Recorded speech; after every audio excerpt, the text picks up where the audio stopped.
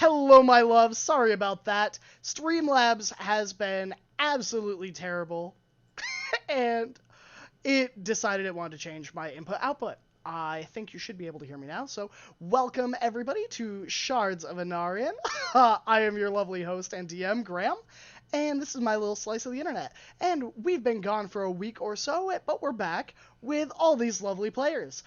Say hello, lovely players, and Hello, oh. my name's Hey. Truk.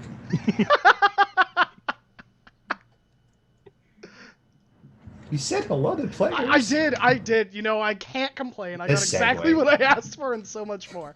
But why don't you guys all, and gals, tell me three things: who you are, who you're playing, and what's a fun fact we want about your characters this week. How about what was your character's childhood dream when they were growing up? Oof. Dang, Whoa. Graham. The curveball! Getting deep. All right, I guess I'll start. My name's Truk. I'll be playing Rock, the Lizard Folk Death Cleric, and he his dream was to not die by the hand of his own potential family, and maybe eat some good food. That's really all his dream was when he was a kid. L. Hi there. I'm Alan. I'm playing Ning, the Tortle Druid.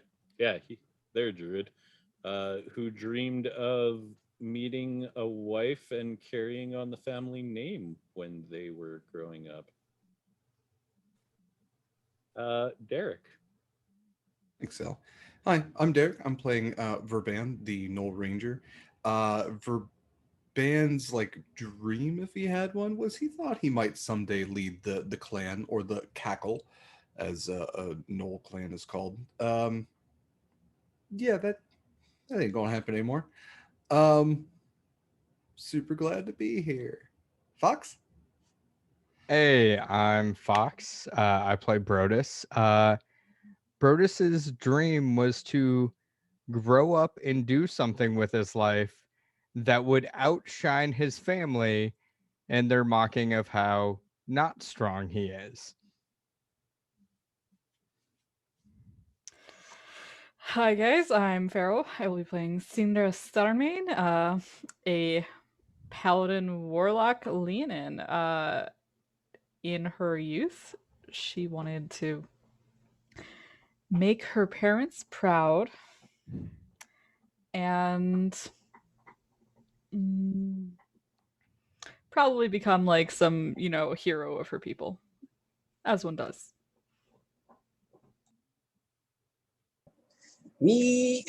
I'm Ms. Vinny. I'm play Zadar. He's Dragon Man Rogue person. When he was a kid, he wanted to eat pizza and drink Coca-Colas and play the Halo games. No, when Zed was a kid, he wanted to be an explorer, is what he wanted to do with his life. And he traveled, but he hasn't really gotten there yet. But anyway, I'm done now. Bye bye. Well, thank you so much, everyone, for sharing those wonderful tidbits of your characters. Some insights, if you will. Where last we left off, last episode, the vast majority of the group had gone to the banquet that was being held in honor of Sinra Starmain, hosted by Morden Forgefist, one of the advisors and counselors to the Dwarven King of the Crystal Caverns. Attending there was High Priest Nunduggan, Ori Trudgefoot, and, the one, the only Shock Thunderjaw, at the behest of the party. The bard of note for the banquet itself was a elven bard by the name of Aradel Dinavan, who, where last we left off, had kind of just stepped onto the stage, relieving the instrumentalists and the harpists from their serenading to kind of take a break and move to the other sides of the room. Ning had been keeping an eye out for suspicious individuals at the party. Meanwhile, Brodus, with a little bit of sleight of hand and a little bit of magic, had forged a bit of a more beneficial deal on some of the legal papers that were being signed on via the trade agreements with the House of the Withersmiths that he serves under for a little bit more money, split directly into his pocket. Oh, other things of note. Brodus has acquired a magical book that seems to whisper to him that they found in the library. But without further ado, let's get some music here and, set the scene. Actually, I want something better. We can do better. We can do better. Always.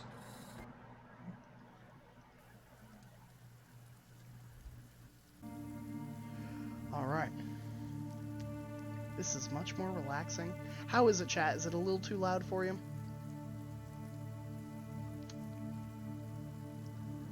I think it's okay. I haven't heard any complaints. So, smooth as gravel. Nice. Aradel steps on to the raised platform where the music has been. She is holding a staff that seems to have almost a honeycomb ending that ends in like a crook facing her. And she kind of sets it on the ground and it kind of stays perpendicular where she placed it. And as she begins to speak, you feel a hush in the air, as if all attention for that one moment is wrapped on her. The very air around each and every one of you is almost swept. You feel, even for those who are not innately connected to the weave of magic, you feel almost like this perceptible rush of magic being pulled from the ground, from the air, from everything in this room, and kind of at her behest, swirling towards her. Her very voice laden with almost a bit of magical compulsion as she begins to sing in Elvish. Does anyone here speak Elvish?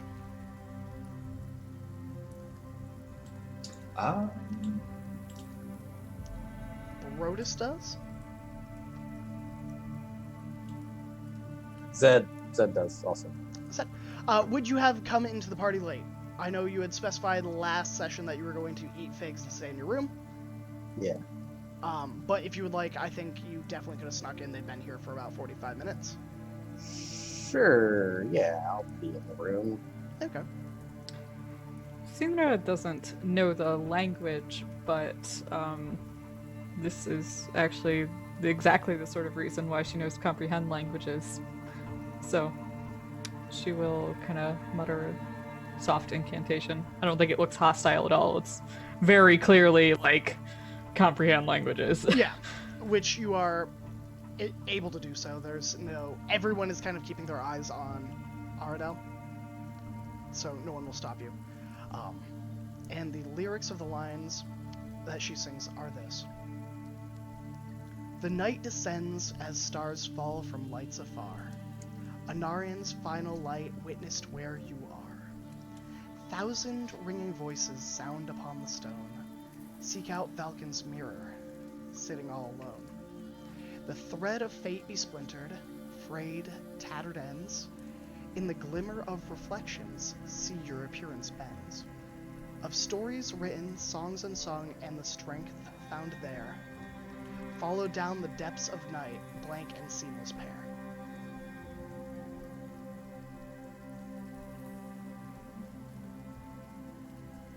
And as she kind of finishes this, roll me anyone here that either could understand it or is familiar with magic. Roll me a perception or arcana check.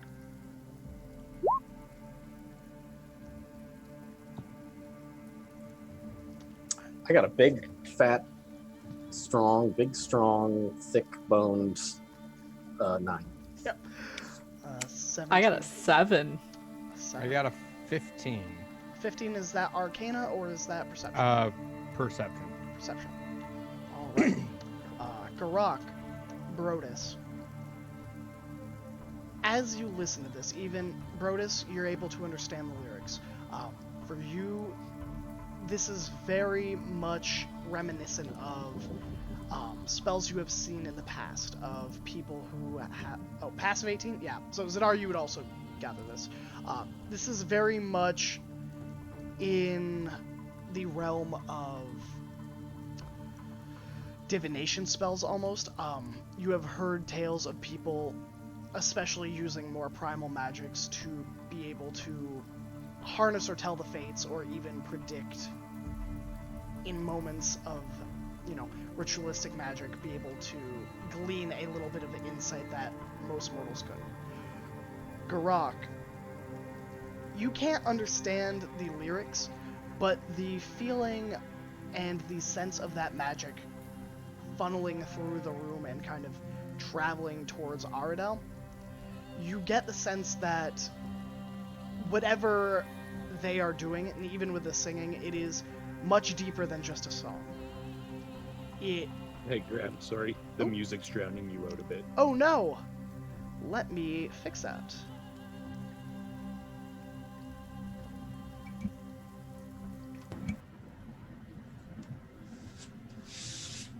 Let's go, like, here? Mm-hmm. That should be better, I think. No worries. Thanks for letting me know. Anyways, so you get the sense that it is more innately magical than just the song lyrics. Right.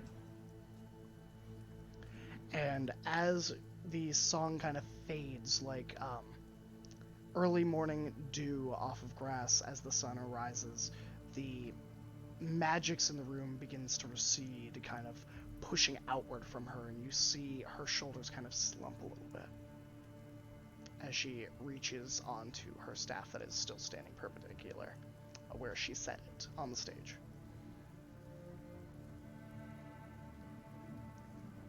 And there is a hush in the room with the absence of music. I think Ning would probably lean over to a stranger that they're sitting beside and just say, I don't know what she's saying. And then just go back to watching. That's fair. The closest people to you would probably be the waitstaff, as you were kind of towards the center of the room. Most of them seem a little bit still enraptured, still kind of processing what's going on. There is a well-dressed dwarven individual who, probably about middle-aged, coal-black beard, well-groomed and trimmed and kind of oiled, slicked back hair, and he's kind of dressed in some fineries.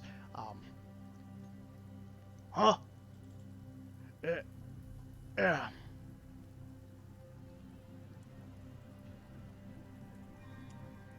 Are you okay?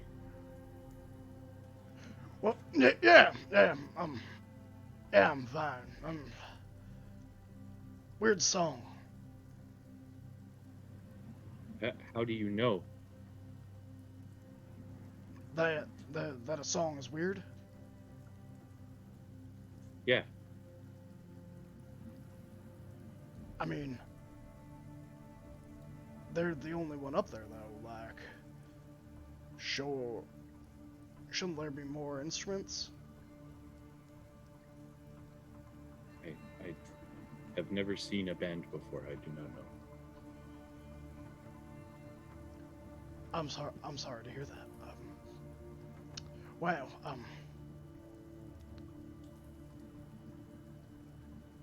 I don't think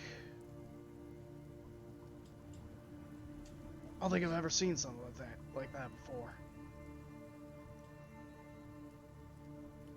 Me neither.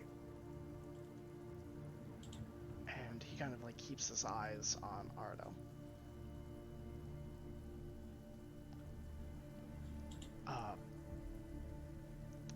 What would the rest of you be up to?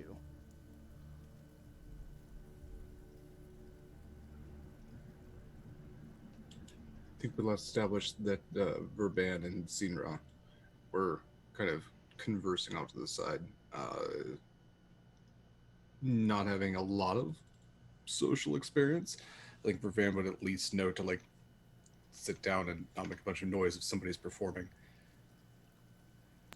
Yeah, I think we were up by Morden Forgefest, and our Mhm. conversation had gotten paused because of the Correct. performance.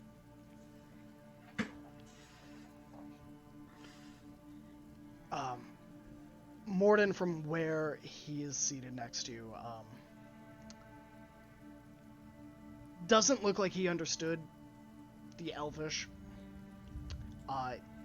Very, over the head. Probably isn't reacting as strongly as most people in the room to this song, as he kind of snaps to it. Oh, so what was we talking about? I seem to have forgotten a bit. You desire to establish your trade arrangements through the Plane of Bones, no? Aye, yes. And ye were telling me that we should be setting up towers and garrisons every little bit. That was Verban's suggestion. I believe I suggested the reclaiming of old Leonin monuments and pyramids as existing forts that could be retaken from the gnolls, serving a couple purposes at the same time. I would save on the construction costs. On top of that, I suppose it...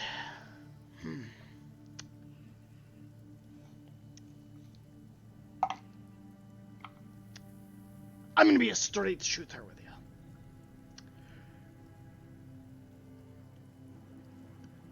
Are you suggesting this because you think you need the dwarves' help to reclaim some of your lands? Lady Starmaid. What would I gain from reclaiming it? I have no people to take it. I mean, that'd be true, but doesn't have to be. You are essentially being offered strongholds that all you must do is refurbish by the only person who has any kind of claim to these strongholds. I have no desire to hold a temple of bones and ash. I do not want it. This is not a quid pro quo. This is just a suggestion. Do I desire to see those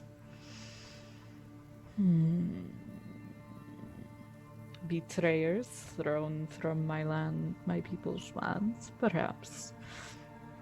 But it is not. I gain nothing from it either way. History has already been written. Well,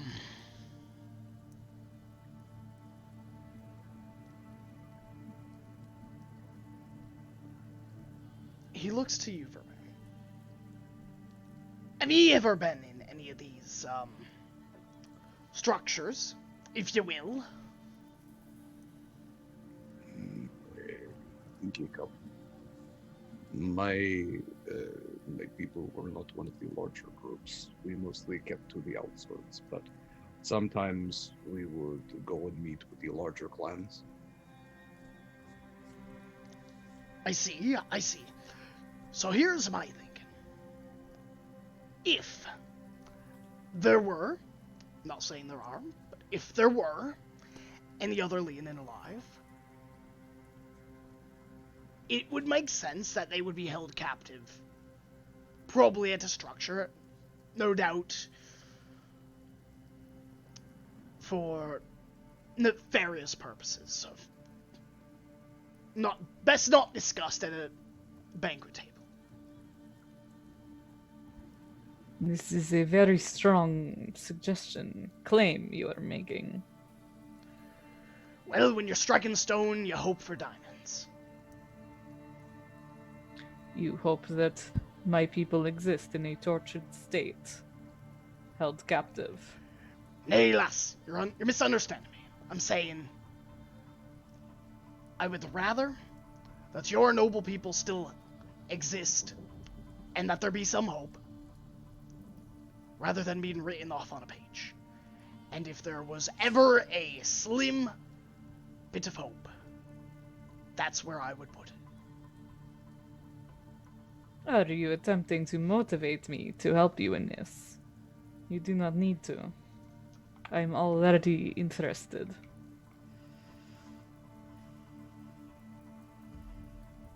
Well, then you have me and my boys and our axes at your disposal. I suppose setting up garrisons could be very lucrative, especially given that we'd be saving on the construction costs, and we'd be pushing the knolls back a bit. You, I think, misunderstand the situation. You are at war. These are lands that, as far as the Knolls think, belong to them. You would be invading. They would be defending in fortresses that are infested. You would not just need boys and axes for this. You would need an army for this.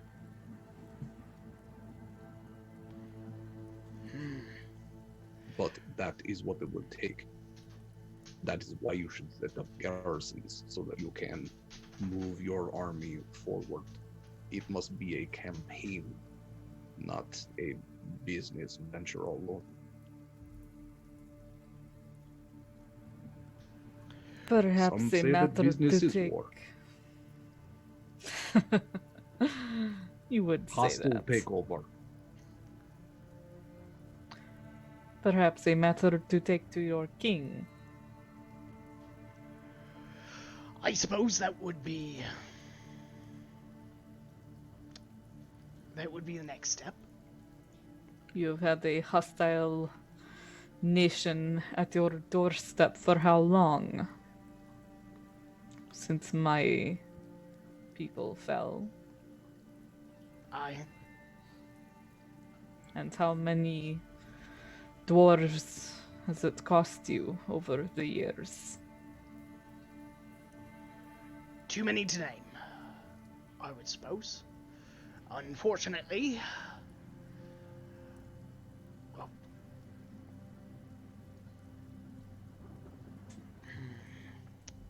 he kind of pauses for a second and he waves over one of his waitstaff.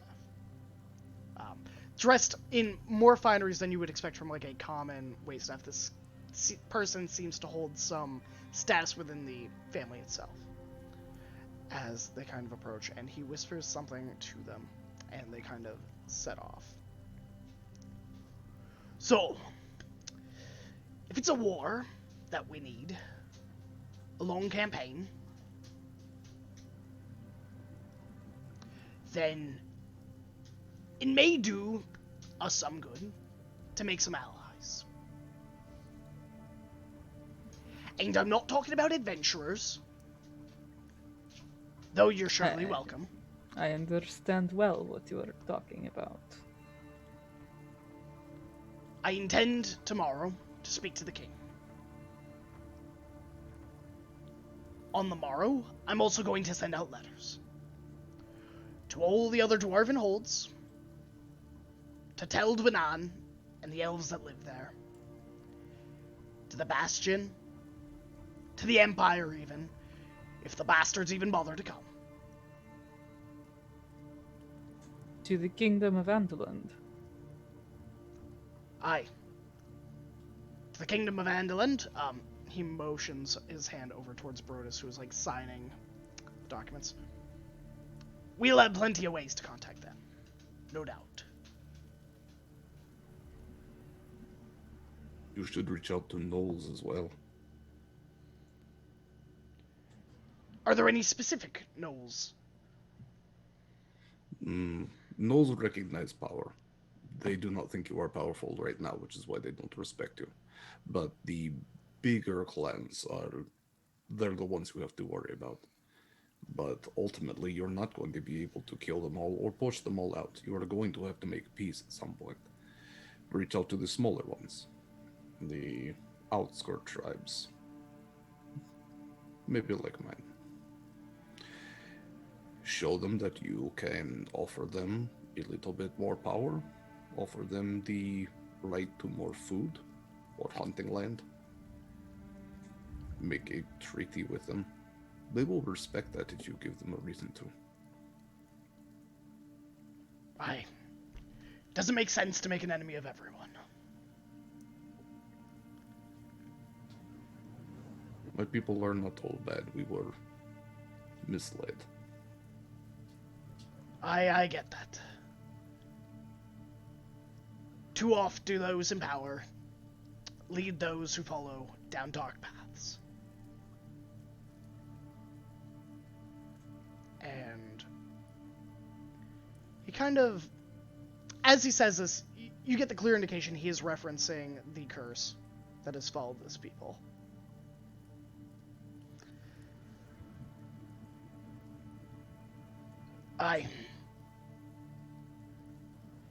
Well,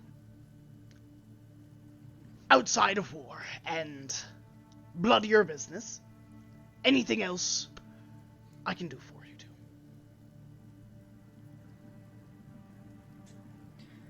I believe we have other matters perhaps to pursue while we are within the city. My clerical companion has desires to delve deeper into the caverns. If there is anything you can provide for such a excursion, that could be appreciated. A show of goodwill. Roll me a persuasion check, DC 10. We'll call it, DC 10 should be fine. So I can't fail because I have a +9. Okay, wonderful. So, Good job. Good job. nice. I can see what I can do.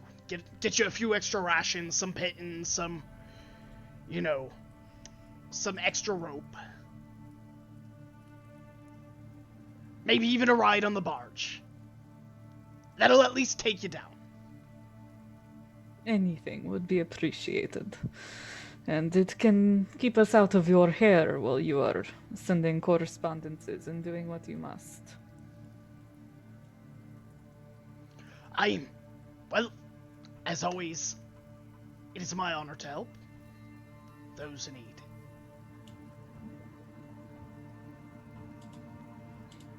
And he kind of, that's the same individual he just, whispered to, that he waved off, who's, at this point probably crossed to the other side of the room. He's like, "Oi, get back here!"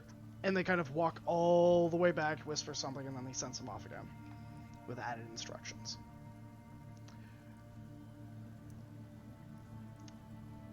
Zadar, can you give me a perception check? This is something I had everyone else do last session, but I would love one from you. I know your passive is an 18. 20. A 20. Okay.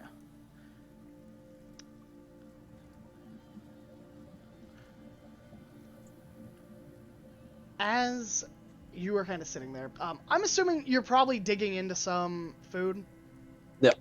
No, Zadar's very uncomfortable here. He does not like that there was an elf lady doing singing magic, and he's positioned himself. Is this a map that we're looking at, actually representative of the room? Kind of. Yeah, kind of. There's all these windows everywhere. The windows wouldn't really lead anywhere. They're more for decoration because you are in literally a cavern. Right. But I wasn't able to draw one entirely. or find one that was entirely correct. But Okay. the windows No, are that's fine. more just decoration, as well as the stairs. It is more of just kind of a central dance singing area that's that raised platform in the middle, and then mostly longer tables that are about 20 feet or 25 feet long. Okay, so these are like one table. Yeah. Okay. Then yeah, Zadar would be about where he is on the map, position himself in such a way that he doesn't really have his back to any entrances or exits. He's on high alert right now. Okay. What you do notice from your vantage point is there are some dirty looks between some of the wait staff and Shock Ironjaw. Almost like a sense of distaste.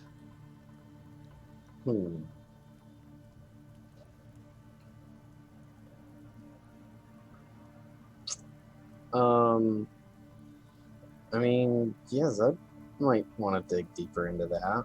Can he try and like subtly like flag one down? Sure. One of the wait staff? Of course. A female dwarf with kind of this auburn hair and freckled face kind of approaches. What can I get for ya? I was just hoping to ask you some questions. Oh, I don't know nothing about questions, sir, but whatever I can answer, I will. I think you'll know the first one. It's your name. What is your name? Mildred, sir. That be Mildred. my name, Nice to if it meet pleases you, sir. It does please me. My name is Zed. Oh, it's I- right nice to meet you, Zed. Good. That's good to hear. I couldn't help but notice that you and the rest of the staff here seem not overly fond of Mr. Thunderjaw.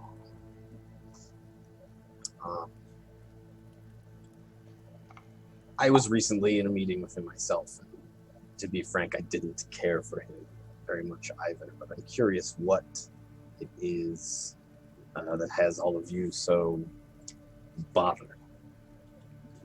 Roll me a persuasion check at advantage. For Baben. 18. Well, between you and me, I've heard Mr. Ironjaw, Shockjaw, nevertheless, I've heard that he has some nefarious dealings with, she looks both ways, with the Thieves Guild. I heard that those that know the language know that there's betting that ain't exactly legal. I bet that they get a cut. A travesty, to be sure. I'm just a normal working Mhm. person, and I don't have time for that. But How long have you worked here? about shy of 27 years, I think. Is it enjoyable? Do you like your work? Well, it ain't bad. Better than starving on the streets, that's for sure. True enough. Also, just as a bit of cover, just bring me anything, a cup of anything. You got it, sir. I'll make sure to get you a cup of anything. Thank you. And she kind of sets off back towards the kitchen. Probably about 2 minutes later, brings you kind of some short ribs that have kind of been glazed with like a honey glaze. And maybe a little bit of like red pepper flakes. Did I say plate or cup? I think you said cup of anything, but Okay. she also brings you like a mug of ale Okay. to like go with it. Okay, so a lot of stuff. Yeah. All right. Cool. I mean, that nods and like picks at it and kind of maybe puts a little bit of short ribs in his mouth. Yep. She will head off back into the crowd, kind of accepting that your business is done. And so what's up with what's up with the elf lady? Yeah, glad you asked. The elf Yeah. lady kind of staggered after that original song. About 2-3 minutes passed, and then she kind of resumed singing more non-magical induced Mhm. songs, and she kind of goes about a series of ballads, of slow songs, of romantic songs, of, more traditional dwarven songs with like an elvish interpretation. Have I ever heard of this bard before? You can roll me a history check if you would like. I like dice. 18 again. Like dice. Truer words have never been spoken on a D&D channel. An 18. You actually have heard of Aradel. She is a rather famous traveling elven bard, of no small talent, actually. You have heard rumors that she has, traveled through the Empire and is one of the few people that has gone into Revgast and come out, which is a very rare thing, considering Revgast is a walled-off city where they basically don't let anyone out, where anyone who enters is trapped. But she is one of the few individuals who has reportedly been there, sang and performed, and then left. Cool. Okay, noted. Are there Brodus would actually like to walk over and just take a seat down next to Zadar. Mhm. Well, you enjoying yourself?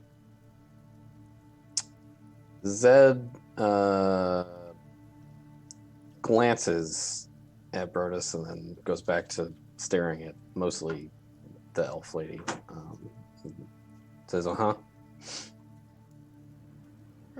right. Where were you? We thought you were sleeping for a while. That is accurate. Yeah? Yeah? Mhm. Did you climb in like through the window, or like how'd you get in? I just walked in through the door. Oh, fair enough. Fair enough. She's one of the greatest bards around. I asked specifically for her, and look at this. You asked for her. Well, I asked for one of the greatest bards around. So you have heard, you've heard of her. Yeah, I mean, you would know of a. Yeah, yes, I do know her, not by association by any means. Association would be great, but yeah, I've heard of her tales.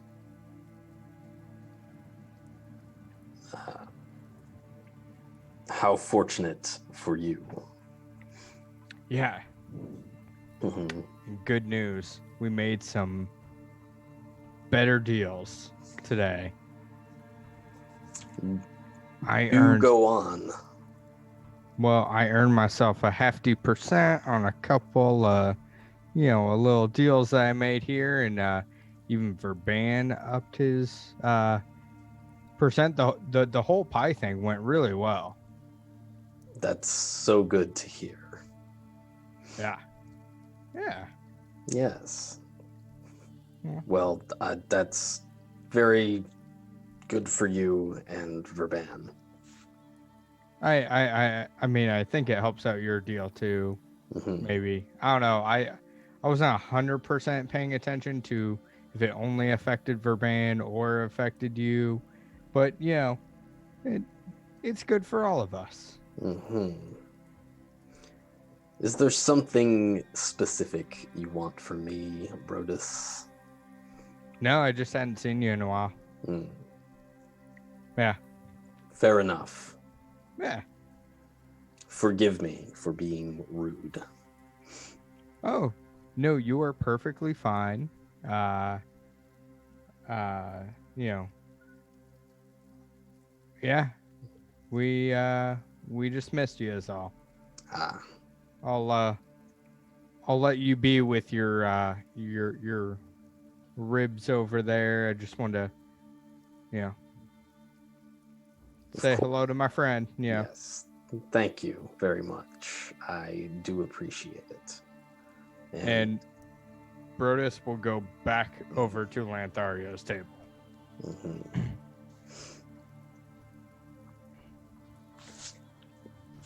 And that's why I think this will be the best deal that's ever happened. And you see Lanthario kind of like stamp, roll up, and hand over the deals that you have signed over the course of the meal to the dwarven noble they have been speaking with. Perfect. So we're all good. Everything's fine on my end, friend. What can I do for you? I mean, you've clearly done so much already. Look at this wonderful banquet you set up. And thanks to your well-placed and well-situated friends. Right. You know, You I know was what just this calls coming- for? a beer. A An ale? toast! And Lanthario pulls up a mug.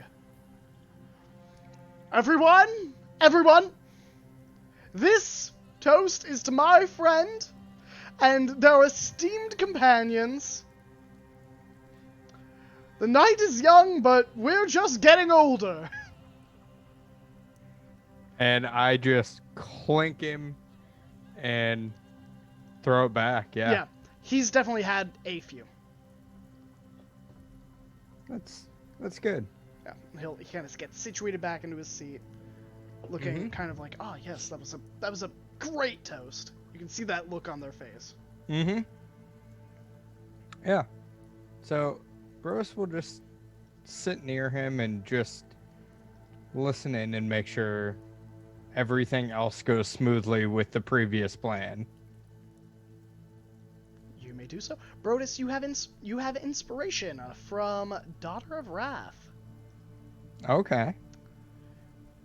I'll add that to my numbers. Garak, is there anything you would be doing of note as the banquet kind of begins to slow down? He piped in a little bit on the conversation about going back into the Plane of Bones and considers a couple things that Sinra has told him before on just trying to find out just things about her past. He kind of just gives passing glances to her and back to her band and even to Forge Fist, kind of affirms what Verban has been speaking as true.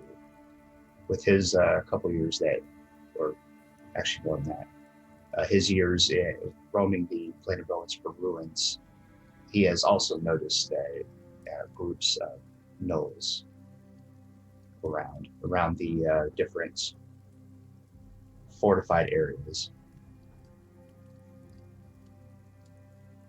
But besides that, he's really just keeping an eye on Sim.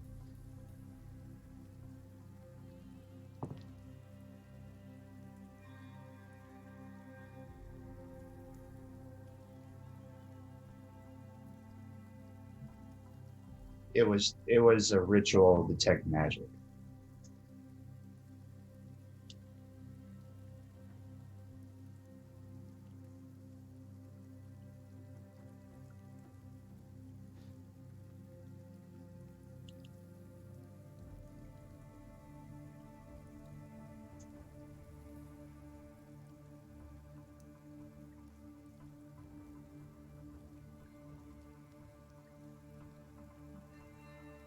They can't hear you. That's what I get for muting myself. So, as the music begins to die down, forming that melodic atmosphere where the clinking of silverware and cutlery begins to fade away and quiet conversations take hold, the rest of the banquet is yours. Is there any last bits of conversations you would like to have before the night kind of ends naturally?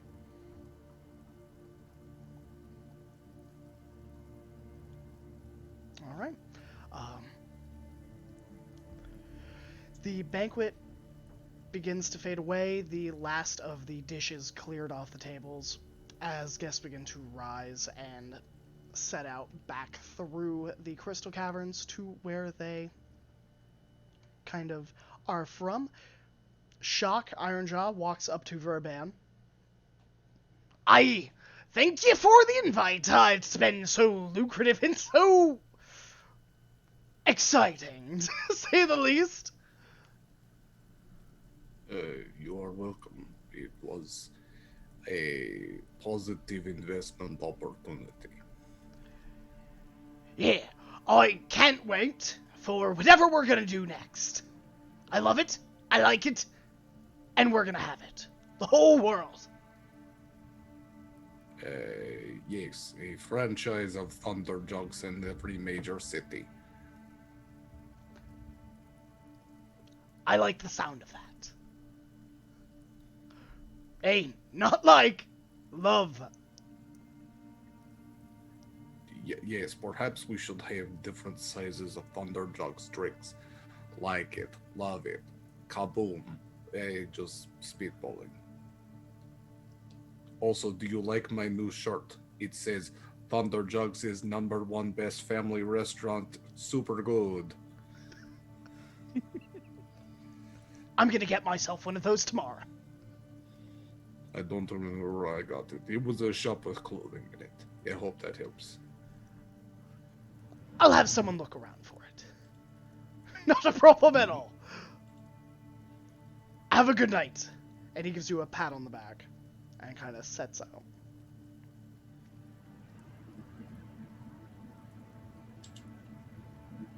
He's nice. I'm assuming you're all going back to the inn? Brutus will follow where the party wants to go. I mean, you're welcome to go wherever you want. If you want to go kill a wizard, I'm not going to stop you.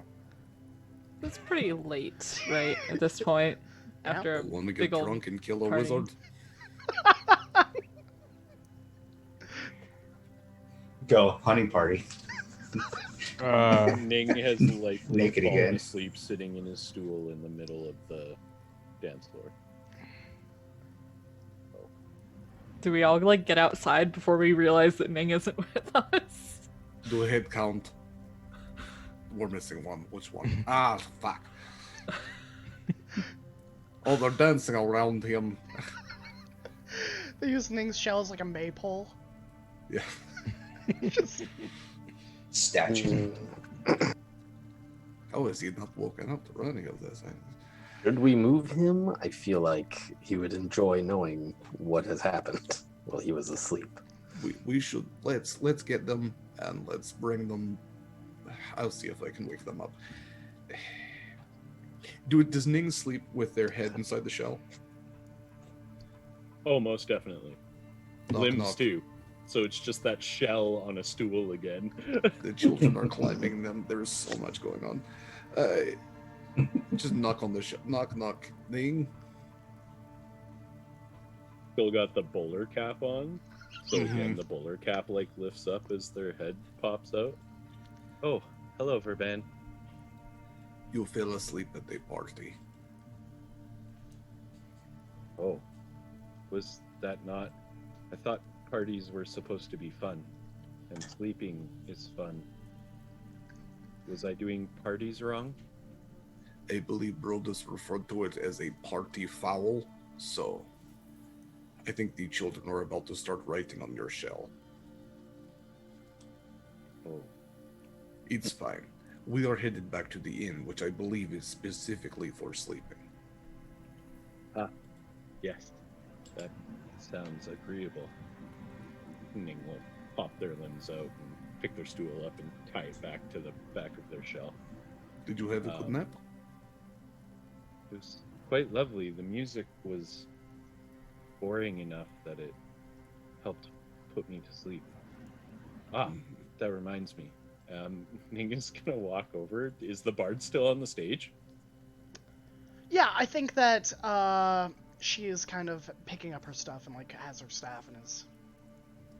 Ning is just gonna walk up and without saying hi or introducing themselves or anything, is just gonna say, "Nothing is so common as the wish to be remarkable," and then bow and start walking away. She looks at you strangely for a moment and then offers like a conceding nod in that very smug elven way of like, you have spent more than 3 minutes pondering the existence of the universe. Mortals. You know, that kind of look. Like, Yeah. Oh yeah. yeah. Ning doesn't notice it at all though. It just like goes and rejoins Vervan. As you begin to kind of set off, now that you have collected Ning, Zadar, roll me a dex saving throw.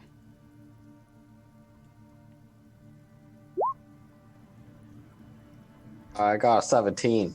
17. While you've been standing there, your shoes have somehow tied themselves together. It's weird that I'm wearing shoes with laces like that, but that stumbles and then turns it into a sweet somersault and then stands up and says, "Whoops!" and then as he's untying the knot, he's just kind of grumbling like curses in Draconic, like fucking bullshit, this stupid acting up again, you know, stupid ass.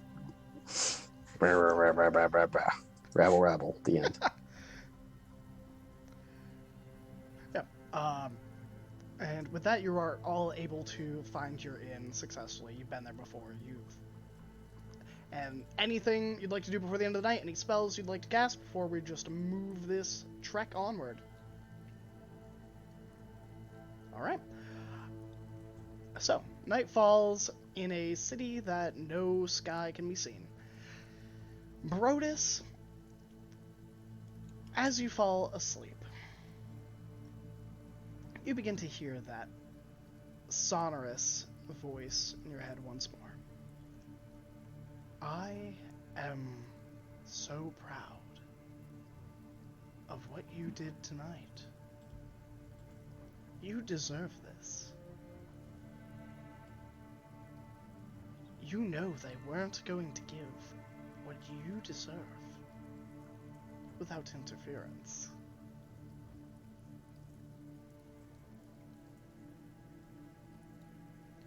Tell me more about these individuals you travel with. They seem useful.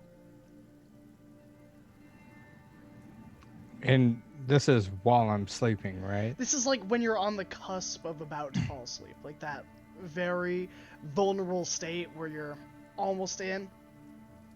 Brodus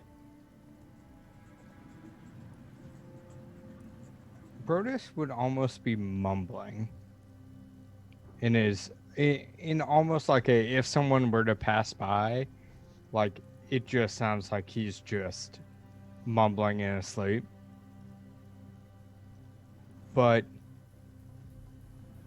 he would mention very subtle things. For instance, first about Verban, good salesman.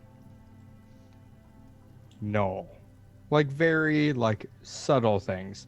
Because he doesn't want to dip too far yet, but like just a few subtle things about each one.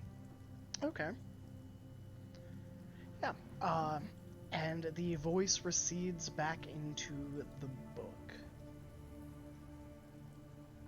as you kind of drift off into rest. It doesn't pressure you into any more information than you're willing to give, but you feel that its presence is almost tangibly there. It is more active and more invested the longer it is with you. Okay. and morning arrives with no new events. You are woken up by the sound of chatter and silverware down below in the bottom floor, where they are issuing out the morning porridge and morning stew. And the day is yours.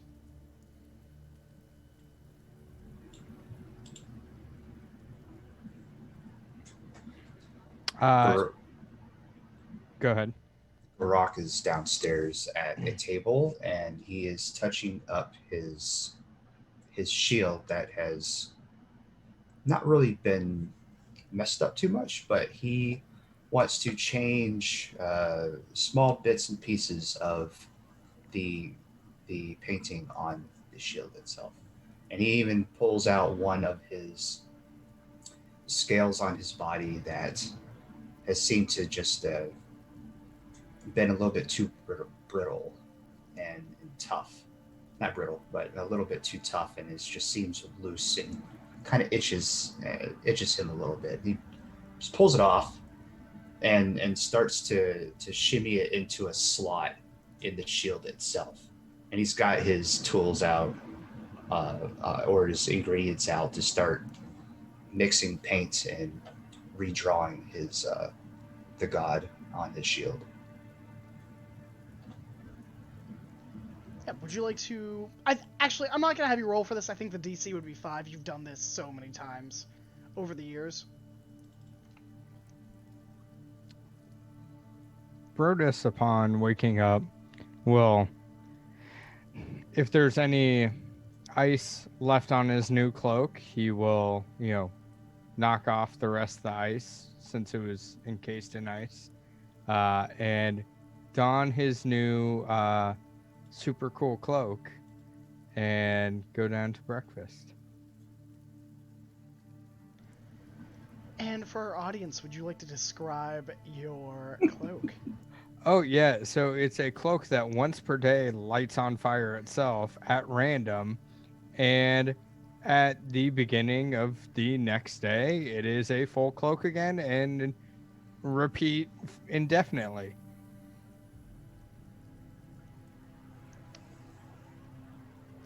On the subject of fashion wear, did Ning get their bowler cap back from Sinra?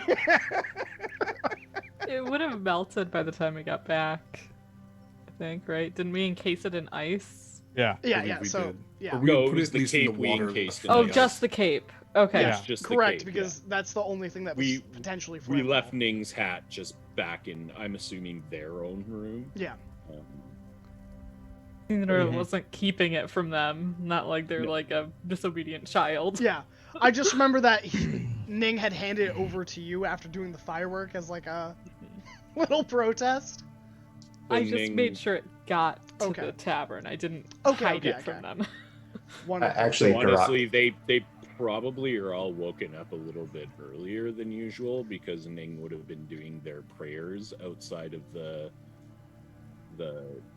like just in the street outside of the inn, but would have been incorporating a random, like, because they do Tai Chi for their prayers to their god in the morning, but probably would have incorporated a couple presses of the firewood into Each their time. prayers.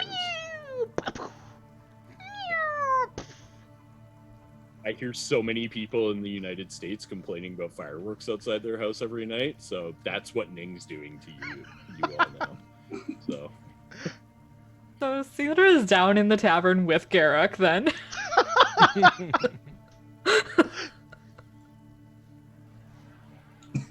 Grumpily eating breakfast. Yep, it's a lovely porridge or stew if you'd like. Mm-hmm. Bros will be like, "Good morning, everyone."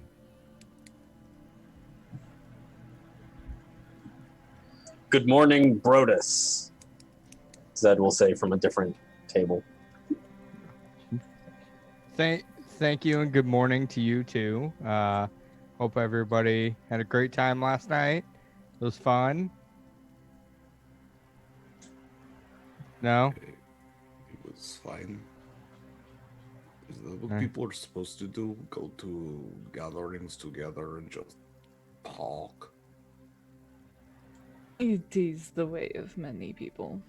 Yes. It's how you develop further business. Hmm. Is For that Ban? what you are using it for? Did you develop business? I think I started a war. Oh, well, that's definitely different. Wars can be profitable if you know where to invest. Are you planning on investing then? Time, energy, and probably a few crossbow bolts, but we'll see how things go. Yeah, that's fair. I made a few deals myself, as you probably heard Lanthario, shout to the heavens about. You seemed very drunk. Yes, he was.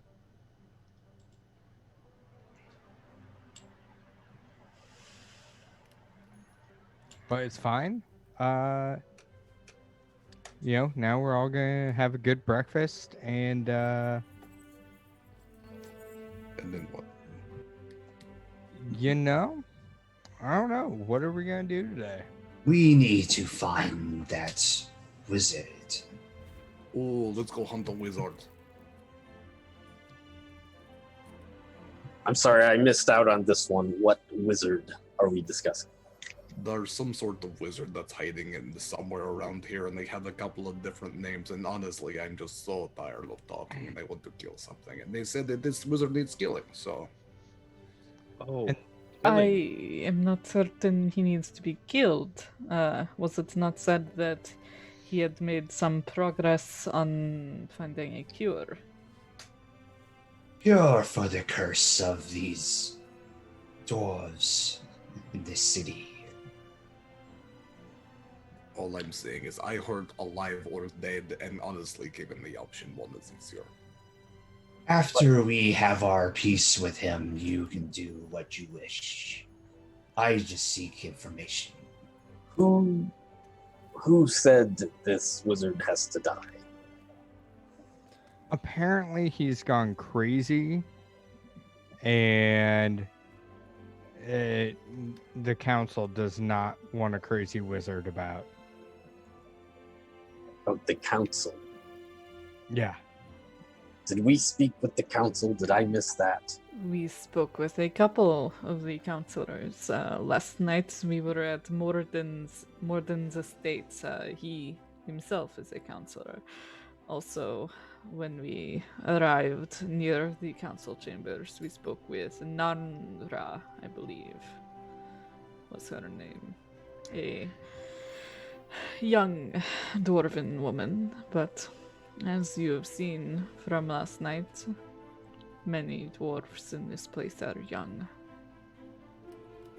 Graham, will you, out of character, remind me, just because it popped into my head, Of course. how many days has it been since we told the map maker that we would take him down? So, since the day you arrived, this is the third day. So today is So when you I have said... one extra day. Oh, okay. Because you said we will go in 3 days from the day you arrived. So you arrived on that day. Second day was the day that you all went shopping, invested in Thunder Jugs, and then you slept it Great. off. Then you went to the council chambers. Perfect. So we still have one more day to kill a wizard. Yeah, you've got it. or you could just say, hey, we need our day. Like, not a hard option. We gave him a promise. Yeah. Rock's going to try his hardest to try to divert all attention toward that area until absolute possible. Okay. Nope. I was just curious.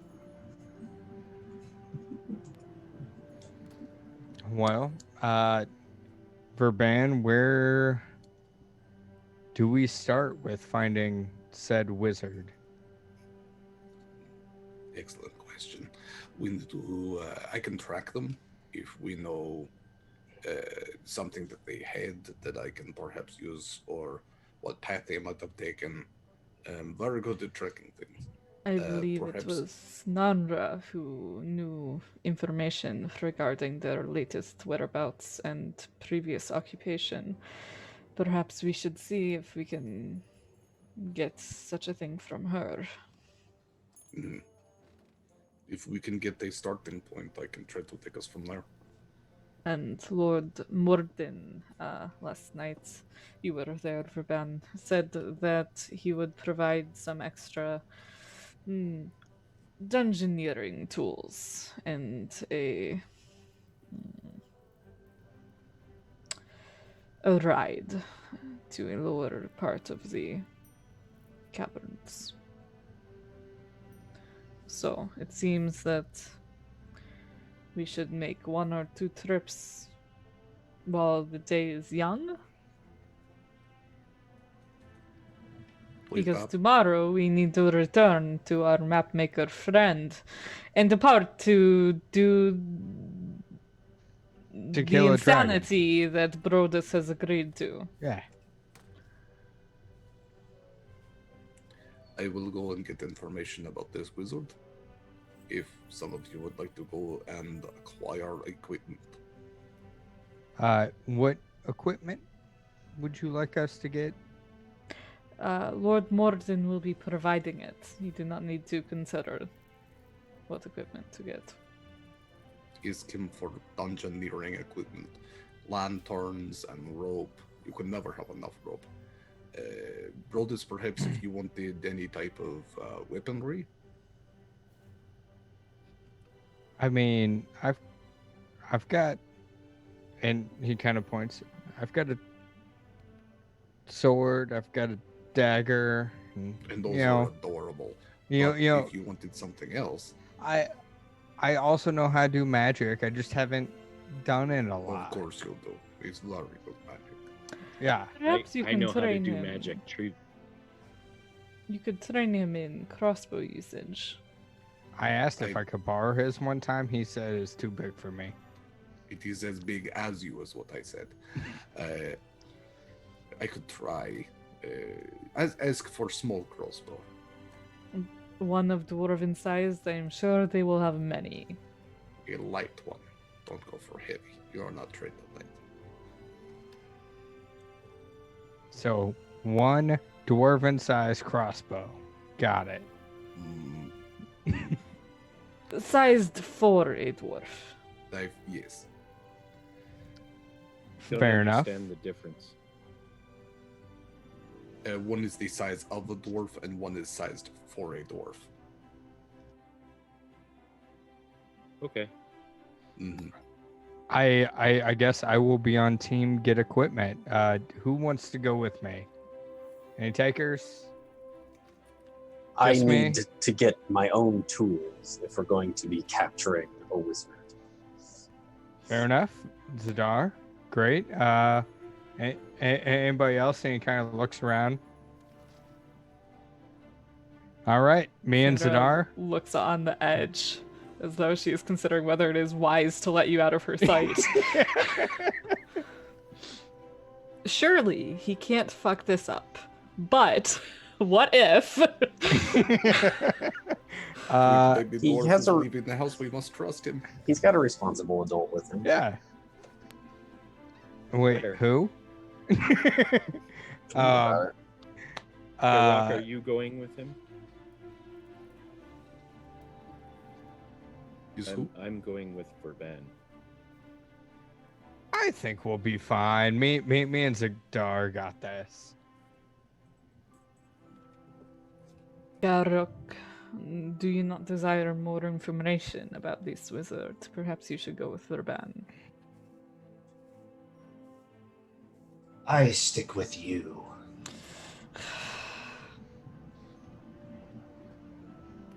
She will give a last furtive, deeply like boring gaze into Brodus. We've got this. It'll be fine. Dungeoneering supplies, dwarven crossbows. And you will make no further promises. No promises. No promises. No new deals. Well, we always got to be looking out for new deals, but no promises. Business is a part of life. I made 2 new deals last night, and you didn't complain about it. You did what? Oh well, it's deals with me, Lanthario, and some other people, but it's fine. Don't worry about it. Zadar, keep him from killing himself. I will go with Raben. And I'll start heading out the door. All right. As As Any? you're That's fine. walking away, Ning is going to just stop you for a second. And when you're getting gear, Brodus, remember, those who live by the sword get shot by those who don't. I will take your word for it.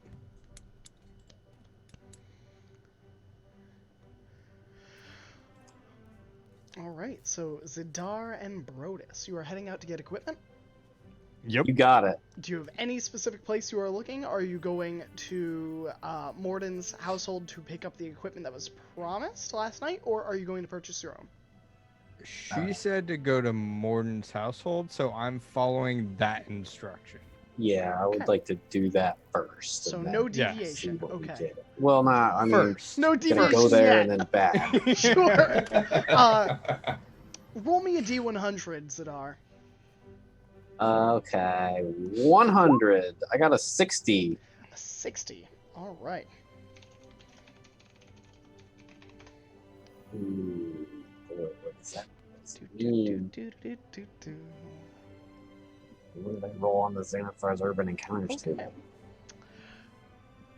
Zadar, Yes. as you are setting out along the busy roads towards Morden's household, your belt comes undone. The belt that holds all of your scabbarded weapons. And not like it became unclasped, like it is just cut. It's cut? Completely Like, cut? yeah, like the belt is just cut. Dang. Abuse. That's he sighs. But he's also, you can tell he's a little pissed off because like little sparks just kind of like form on his teeth. And he grabs his stupid belt and throws it over his shoulder. And in between like draconic curse words, just be like, all right, we'll just keep going to the Lord's house. Keep going to the Lord's house, see if I can get a new Karshaji belt. Blah, blah, blah, blah, blah, blah, blah. It's just very, very annoyed. Fair enough. Yeah, you're able to make. I will say this for Brodus, Zadar, no one was near you.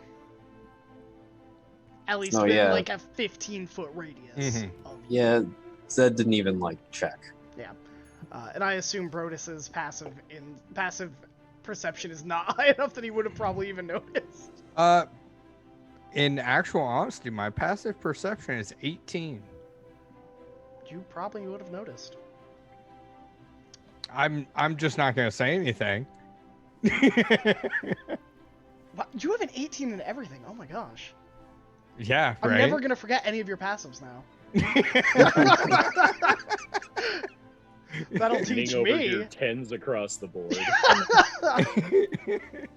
The two of you are able to make it to Morden's household easily enough. You've been there before. You arrive, and one of these servants, the servant that you would have seen talking to Morden, being sent across the room and then coming back, has 2 dungeoneering packs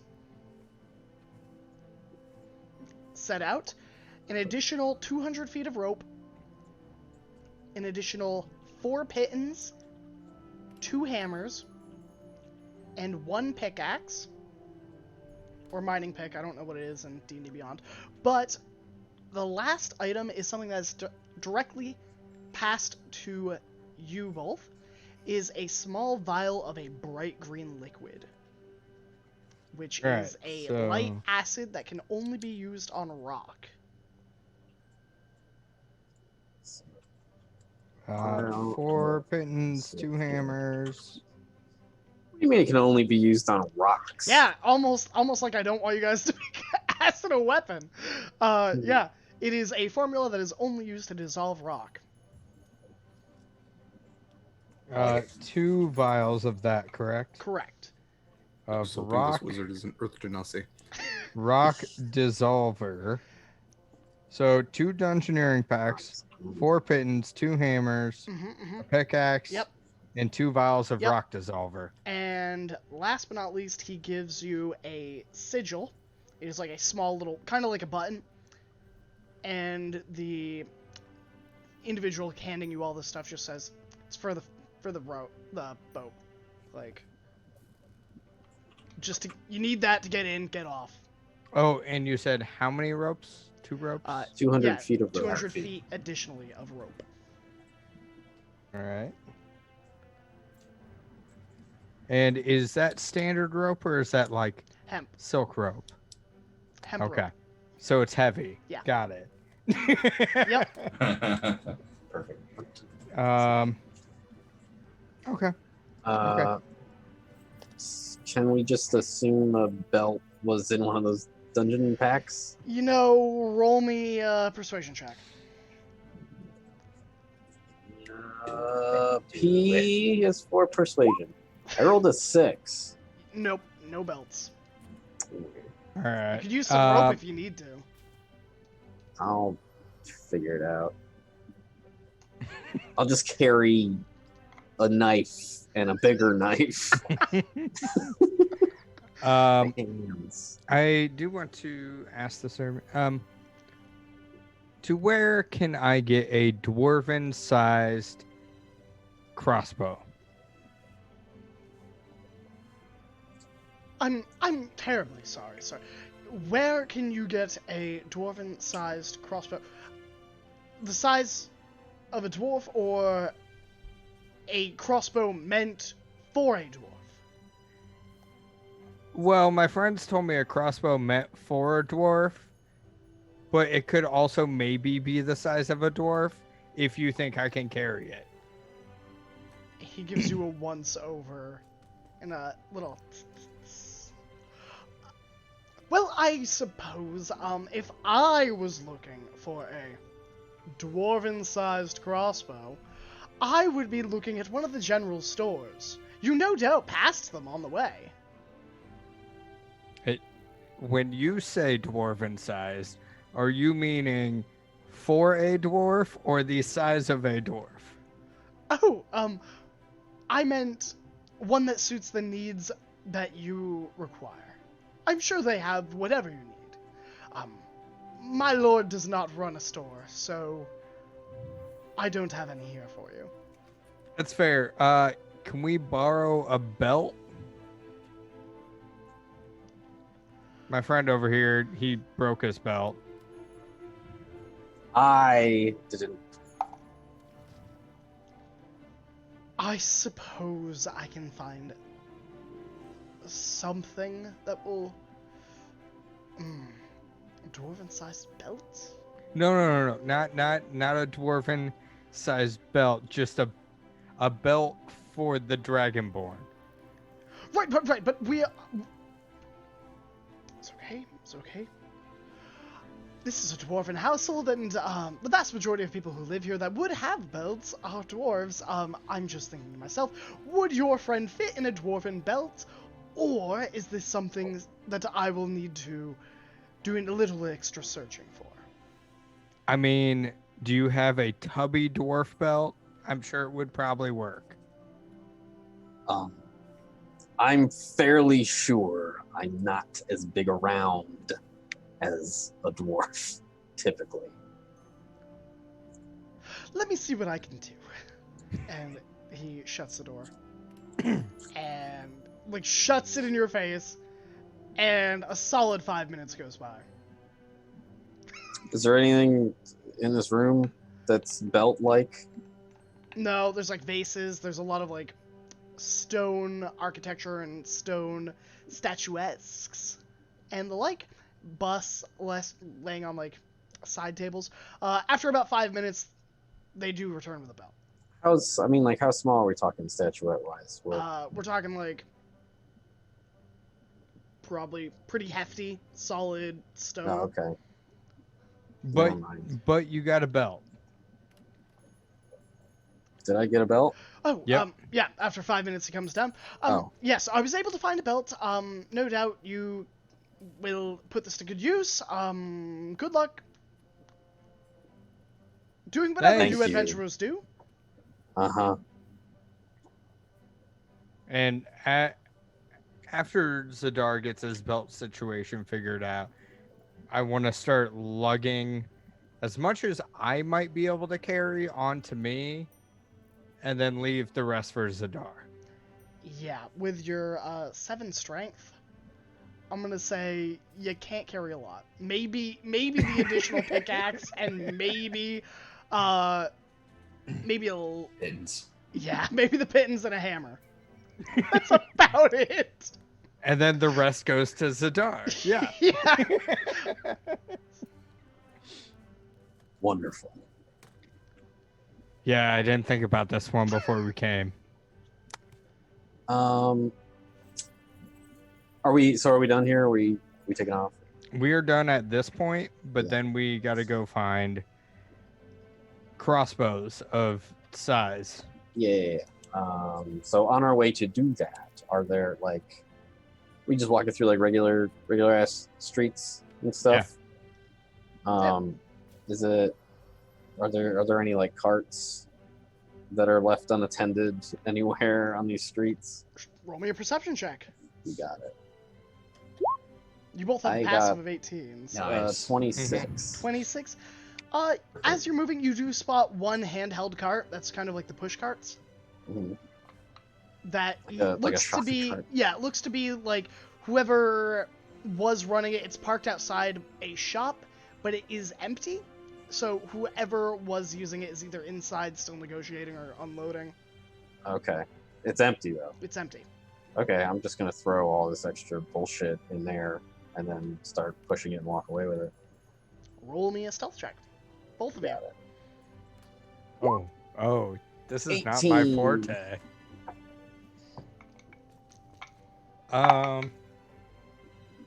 What is that? 13. 13. Not terrible. Not terrible. I think your average would be like 14-ish. You make it out with this seemingly undetected. Perfect. So cool. Yeah, if someone Great. noticed you getting it, they just didn't care. Yep. As well they shouldn't. It was an empty cart. It's fulfilling a purpose now where it wasn't before. Awesome. All right. Are we going to continue with our getting of our things, or are we going to? We can go over Jump to the other over. group, and then we'll Perfect. you two think about what else you'd like to get. But I think we'll cover the other group, and then we'll take a break after. How's that sound? Perfect. All right, Ning, Verban, Garak, and Sinra, you all set off. Early in the morning, these streets are lined with dwarves, the occasional deep gnome, kind of milling about, going about in that hustle and bustle way that they are going either down to the mines, either going up to the top layer in the first section. Where are you going? You're going to Nanra, right? All right. Doesn't Nanra live in the same area as that noble? Yeah. Did our whole group Well, do I that don't know like if- awkward I don't know if bye she and then would. we walk the same way thing? I don't know if she would, because technically she is not a noble. She is a aide. So, here's one of those stations of like, she could have been, right in town, but you never really asked her, so you know where she works. So basically you're showing up at her work and saying, yo. Who would like to roll me a perception? I'm not going to have you all roll perception. We're just going to do one person roll. And we'll see how Sure, quick it Grok can takes do you. that. Grok will do that. I was gonna say I got advantage and a pretty high perception, but what's yours, Grok? I mean, passive 17, but the Okay. my modifier is pretty decent. Go for I won't have advantage, but I've been here. Go for it.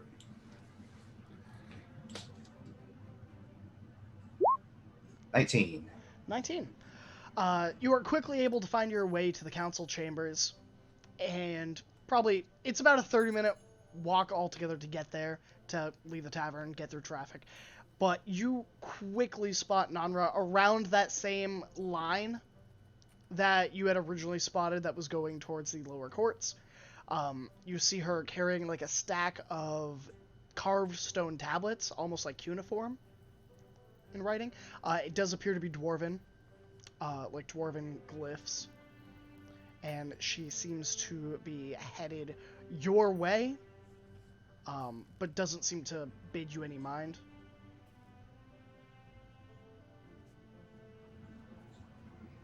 Grok seeing her would make basically a beeline in not really a hurried state, just a direct line of walking straight at her, and probably even walk beside her before she even notices him.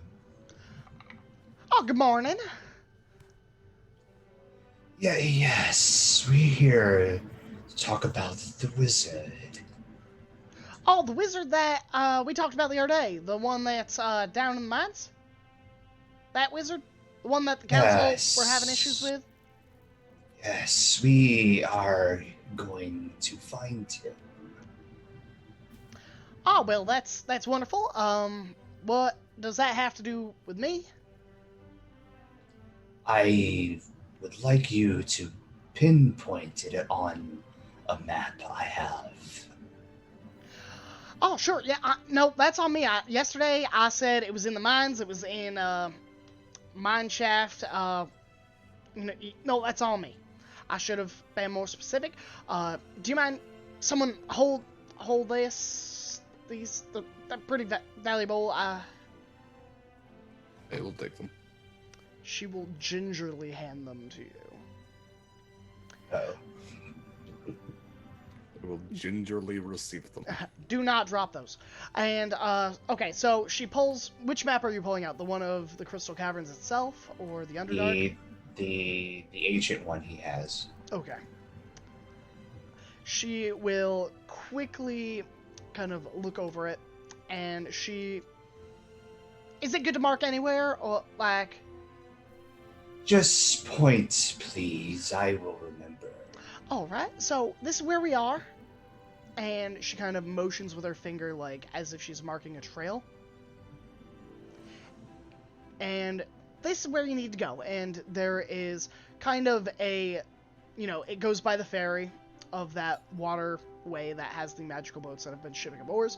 Heads down.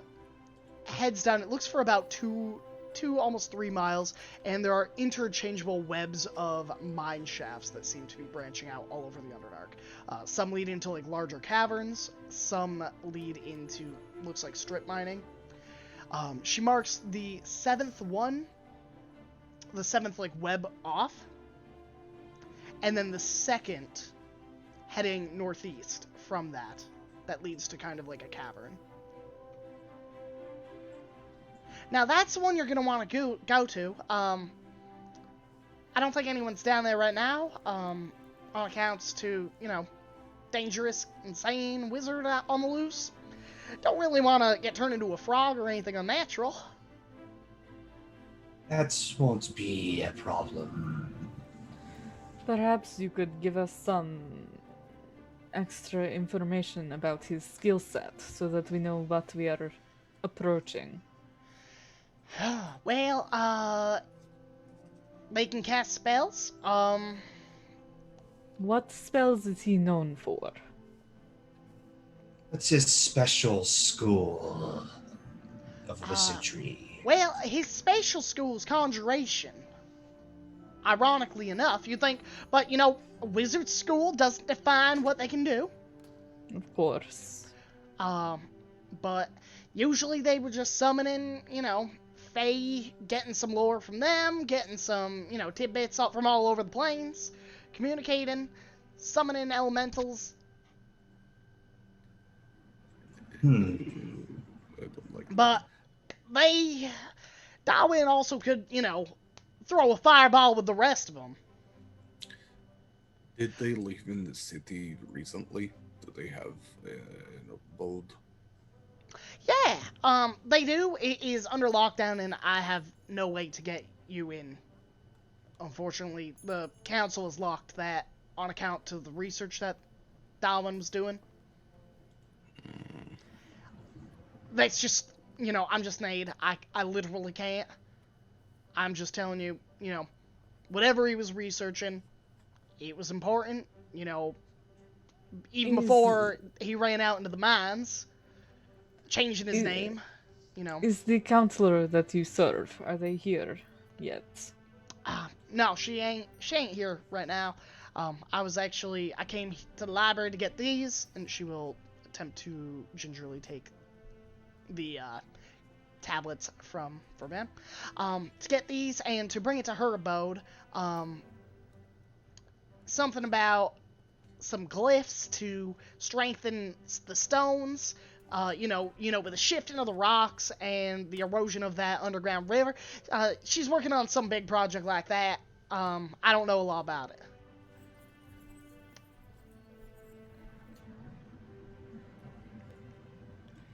Verban, do you think we can track him without this, or should we impose? Would be very helpful to have something that belonged to this person. It does not need to have to do with his pursuits. No, if I could have something that smelled like them, or even if you knew that they carried something around with them, because I have this wonderful spell called Locate Object, and if they still had it on their person, I could track them by that.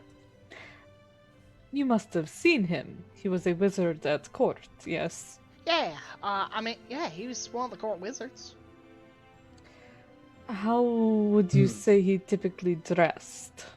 Did he have a particularly interesting staff or wand or anything of the sort? Yeah, All the paintings of him. Typically, what he had this belt full, and it had different colored bottles. I don't know what they did, but always brought those with him. You could hear the clink clanks of the glass. Typically had a wand. It was like a wand of almost quartz. So this almost pale bone white wand. Outside of that, typically dressed in robes. They were typically red. Sometimes they were stained from whatever he was eating. Got in his beard. The whole kit and caboodle. Sometimes smelled like he hadn't showered in a few days. Or even left his tower. I mean, towards the end, when he started changing his name, he practically never left the tower. Until he started causing trouble. Will this be enough to satisfy your spell, Verban? It would be mine as well. Ah. The quartz wand or the belt of alchemical holding? I don't know. I One think of the these. quartz one should be unique enough that if we get close enough, I should be able to track them. But I need to get close enough, is the point. So I think we have a good start. You have been of great aid. Thank you. Thank you very much. Yeah, I mean, anytime. I mean, if you're all able to solve this or what have you, that looks good on me. So really, thank you for putting your life in danger so I don't have to. We will sing your praises upon our return. Go to your nearest thunder jugs to redeem one free drink. I heard they're part of the Thieves Guild. And No, scurrilous rumors. There is no truth to this. It is family restaurant. All right. Let's see. I don't think I Bring have. the kids. I don't think I have anything that can help you in fighting wizards. I ain't never had to fight a wizard, so truly and honestly, I don't really know what you're gonna need.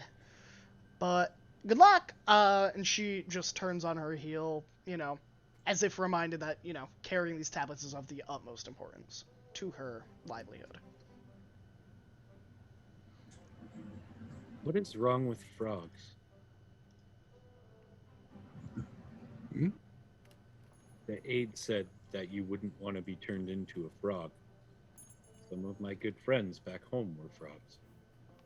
I do not think Bad it is thing? a critique against your friends, Ning. I think it is just the idea of non-consensually being transported and or transformed rather into something that you are not. Particularly a very small and Fragile. Yes. Okay. And we'll leave, and as we're leaving, let's go, well, tell me about all of your frog friends' names. Yeah, and that's where we're gonna take our break. We will be back in, let's say, 5 minutes, 10 minutes, 8 minutes. 7.5. 7.5 minutes. Don't hold me accountable because I'm a terrible liar.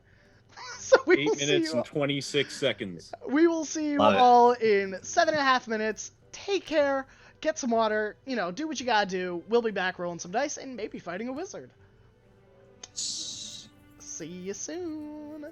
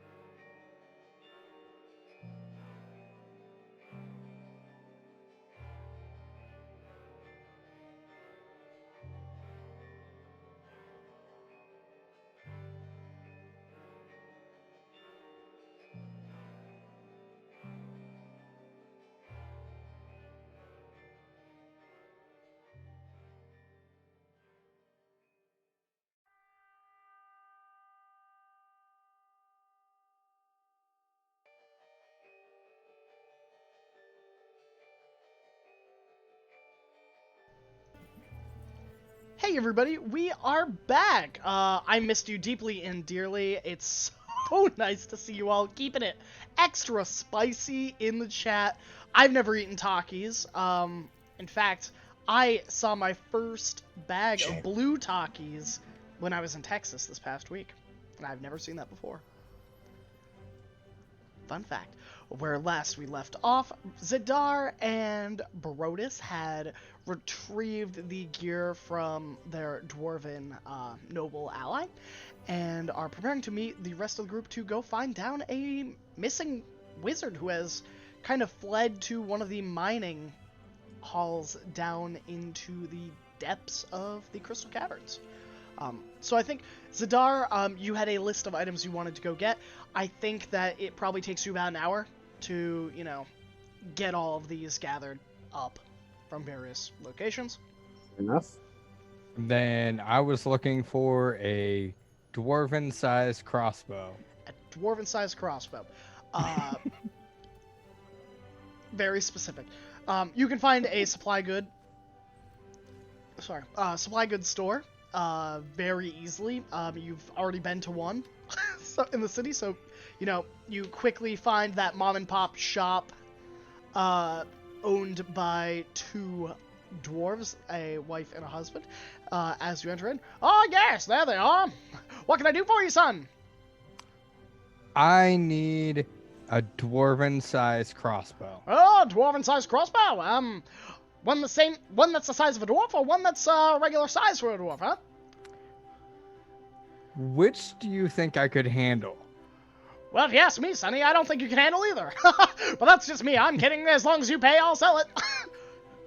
Oh my. Well, I think you could handle whatever one is a little bit more expensive. You look like quite a refined individual who could spend money. May I see the bigger crossbow? Of course, So lad. One moment. Like, hold it. Yeah. Yeah.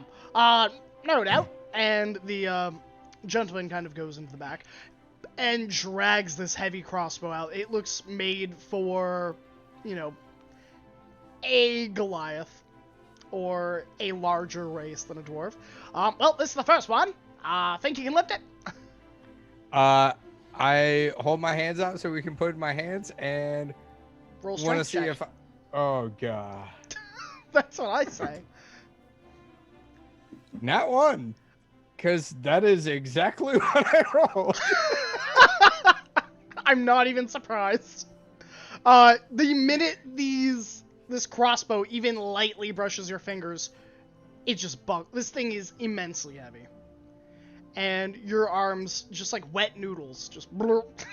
The crossbow no. kind of goes to the ground. Oh, No. well, I expected a little bit better. I don't think this one is for me. Why dare not? I don't think you can even get this off the floor. And he grabs like the side of it, is like, ah!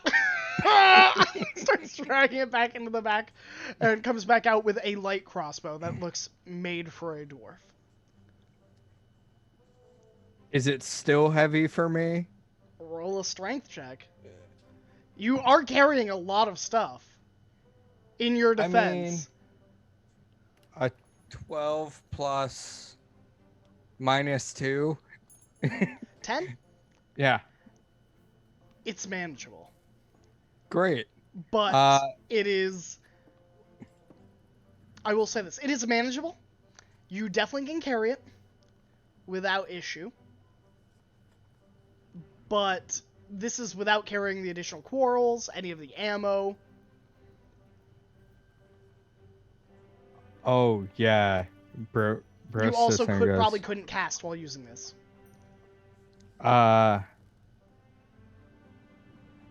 And what do you have that fires out of this? Quarrels, my dear boy! Quarrels! Bow shoot arrows and crossbow shoot quarrels. Right. Do you have any, like, super sharp ones? Or, like, you know, just advanced quarrels? I want to look cool for my friends. Oh, well, that depends. What's your budget? low, How low are we talking? like under 20 gold. Well, let me just tell you this. Crossbow bolts, just normal bolts, are about 1 gold piece for a set of 20. Huh. That's amazing. Now, as for the crossbow itself, that is 25 gold, so clearly I'll be taking that back.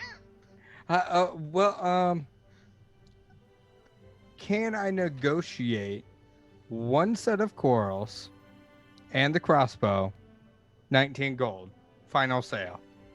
Roll me a And I want to persuasion persuade check. him. Yep, roll me a persuasion check at disadvantage. But that's fine. I can't go below a 10. That is fair. So persuasion. Can't go below a 10, but I have a +9, so I got a 20. Alright. I'll tell you what. I will sell it to you for 19. However, the difference you will have to pay at a later date. Or, if you're willing to work for me, you can pop in here and work off the debt.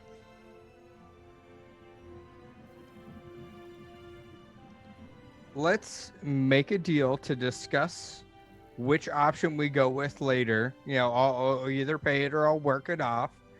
But I really need to just grab the stuff and, like, we gotta go do, you know, shooting stuff. 1 moment, I'll get a form for you right now. Oh, honey. Yes, dear. Could you get one of those forms? Of course. She walks out, pulls out a form. It's like basically a legal IOU. Name here. Is the wife just a hand puppet that the husband's holding? I wish. Ah, Yes, dear. yes. I want to sign it, Okay. but stealthily also do my what's it called again? Your The illusory script. yes, and make it so it's not my name, but it's like Whose name? uh Who are you selling down the river? the map maker. Thommery. Okay. Yeah. Thommery Shatterbuckle. All right, roll me a sleight of Yeah. hand check. Yeah. 13 plus 3. That'll beat my 7. So, yep, you wave your hand as you sign. You write Thommery Shatterbuckle, and push it over to them. They take a look. They roll it up, and they kind of put it like in a little chest where you see several other rolled parchments of that nature. Perfect. And You away know- we go. Yeah, so you have 20 crossbow bolts and 1 light crossbow. I will take it. And the rest of you, at this point, you have probably met with Narnra, and had you all settled a place you were going to meet? So I guess Back at what the are- tavern? Not Say it not back What at the end. smart Yeah. groups do. Yeah, so Back you at head the back to the tavern. Honestly, Thunderjugs is our home base in this town. That's fair. Yes, we'll be at the Thunder Jokes. Just everyone pile up rounds of kaboom before you leave. Just sure. as long as you pay. Round on Garok. But yeah, Free. so are you heading to Thunderjugs or to the tavern? I guess we're heading to Thunderjug. Okay. Good. You all make it to Thunderjugs. It is early morning still, so really not a lot of traffic. It is like bare bones, maybe 1 staff that's still like stuck there cleaning from the night before. Let's see, who would be most likely to be cleaning up? I know. You see Phil Yes, Phil. cleaning up. was Phil's the about best. to ask if it was Phil's Phil got like a mop and a bucket, and it's just humming like, I love to mop up after a long day of work. When he notices all of you kind of walking, he goes, oh, hello there! I feel Oh, hello, Verban, sir. you're doing an excellent job. Just Top notch. try my best. You've got a shoe-in for Employee of the Month. You really think so? Yeah, I do. Keep it up, Phil. You're putting in the work, and it shows. Oh, jeez. Oh.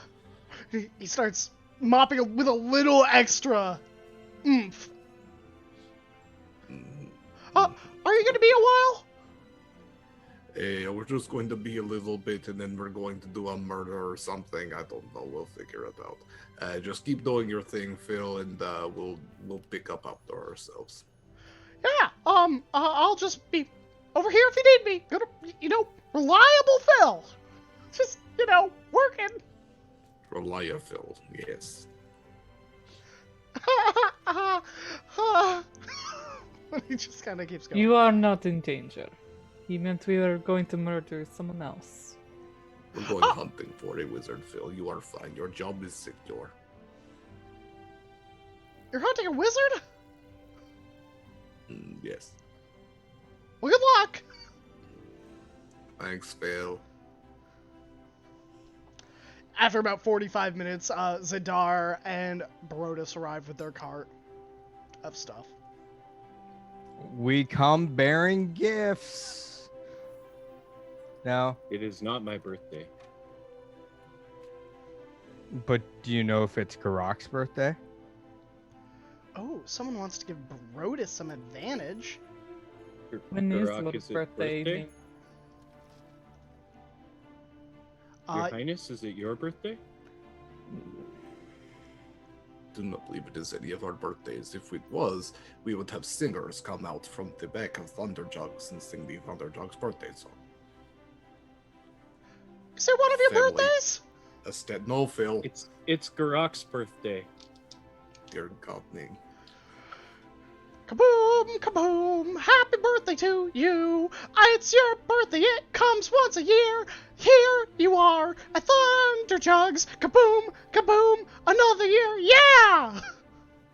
Happy birthday! Hey. Now bring out the free rounds of Kaboom. I don't think that's how it works. I tried. Very, very good job, Phil. And I'm gonna give Phil a gold piece. Phil holds it up like this is more money Phil has ever held in his life, and tucks it into his front pocket. I don't know what to say. Thank you, sir. Make sure you invest that wisely, Phil. Just remember, Phil, the best way to get praise is to die. And then Ning's gonna wander off, staring at some of You see a look of pure terror. And Phil, he has been told he's not gonna die. He's been told that someone's getting murdered. That he has been told the best way to get famous is die. He's like, yep, well, I'm gonna clean in the back. Good luck. Just off he goes.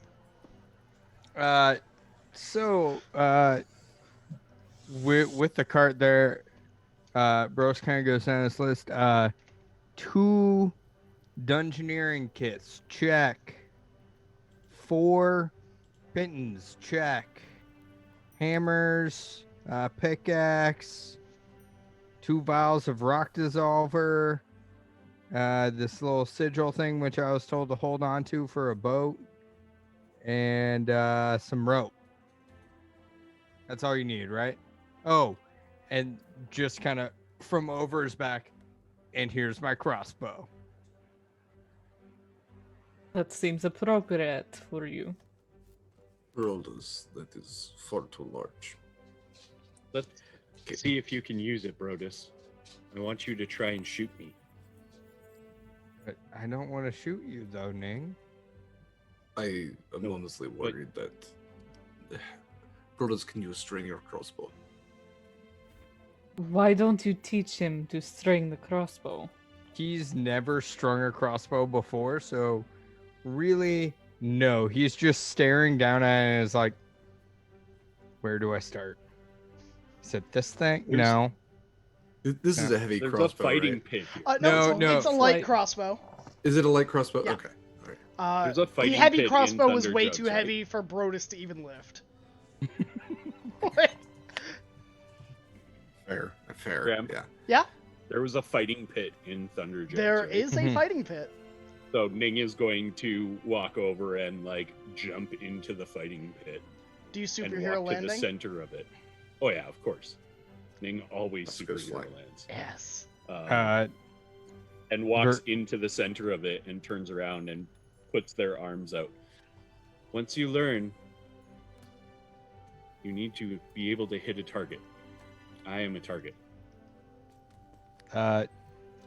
Verban, can you show me how the? Is it this? Teach a man how to string a crossbow and he'll kill people for life. String a crossbow for him and he'll kill for a day. You can hold on to that one thing. Yes. So on the front you have your startup.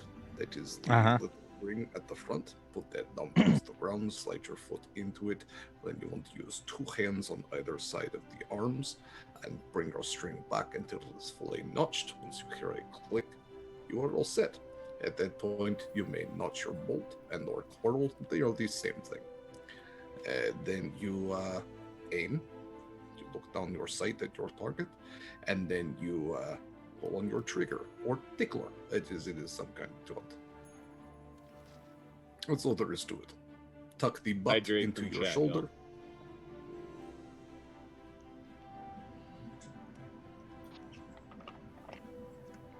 There you go. Make sure that your crossbow is always strung. It is very difficult to get the arms back into place. Brodus is going to follow your instructions as carefully as he can. Sure. So let's call this a DC 10 strength check. Because I think, given the technique to do it, it is still very much you need to have the actual pull to generate the force that's being held to launch the quarrels. Verban, would you be assisting, 14. or what was that? 14. 14. Yeah. With the careful instruction of Verban, I think you are, with a little difficulty, able to get it tightly past the clicker and the trigger, and you are now set with a crossbow that is notched and ready to go without a quarrel in it.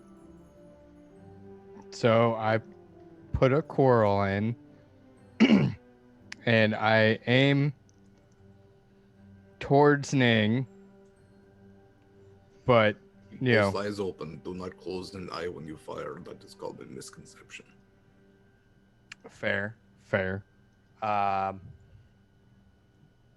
And before I fire, I want to just call out to Nick. Are you sure this is okay? I don't want you to be Haven't mad gone at all me. day, Half-Beard. You won't kill them. It will be fine. Can I give Brodus one of my advantages for this attack? You may. Oh, DM? I was just gonna use one of my own. I thought you were going to use a crit. Oh, sure. You could do Hell, that too if you want. hell, let's use a crit. I have one. Why not? If for that's it. fine with you, well. Of course it is. All right. Roll damage, I guess. Do you need me to What tell is you a what- light crossbow damage? so Oh, one no, 1d8 no. piercing? Yeah, and I rolled an 8 plus 2 Okay. is 10. 10. Yep. So that's 18 piercing. No, 10 piercing. Oh, 18. 10. Yeah, 18. Yeah, 18. Because you double the damage. Oh, You yeah. crit. Yes, yes. Cool. It's a crit. You get Sorry. double damage. I will use my reaction to deflect missiles, Okay. and I reduce the damage by 1d10 plus 10. I rolled a 10, so I take no damage. And as the crossbow bolt goes flying at my head, I just catch it. Oh my gosh, what a badass! Awesome. That was pretty good for a first shot. And I will just like walk back towards and like do a flip over the fighting ring and hand the bolt back to him. I had a good teacher. Very well done, brothers. You nearly killed one of your friends. That was excellent. Well, I didn't want to kill one of my friends. Then perhaps you should not aim at his head. Well, you told me to fire. He said it was okay. Brothers, we never want to kill our friends, but sometimes we have to. It is a part of growing up.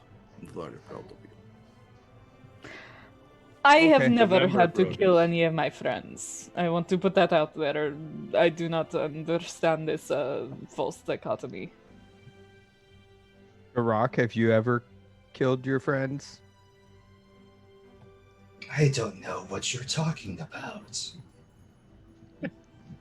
Okay, so, So, I'm the one with the no. fucked up childhood. I guess that's what we're getting at. Fine. Brodus, just remember. Better to be violent if there's violence in your heart than to put on a cloak of non-violence to cover impotence. And then Ning's gonna go back to just walking around and like staring at random things in Thunder Jugs. From all the stress and confusion, Bros is just like, I need a kaboom. Sorry, sir. No kabooms. In the morning, we don't have staff except for me. Real sorry about that. Do you have anything else? Sinra will put a hand on Brodus' shoulder. It is unnecessary. We are going to hunt a wizard. I do not think it is time to drink. Fair enough. Thank Okay, you, who's Phil. ready to hunt the wizard? No problem. Just, I'll hold down the fort while you do. You are doing an excellent job. Yeah. What? We're out of earshot of Phil. Bros kind of goes, we could have used Phil though. No. Phil is invaluable, Brutus. Never fire at Phil. You don't want to know what would happen to this place. If Phil dies, you all die. It would be before his time. I'm just saying, it didn't have to be Ning. Ning volunteered.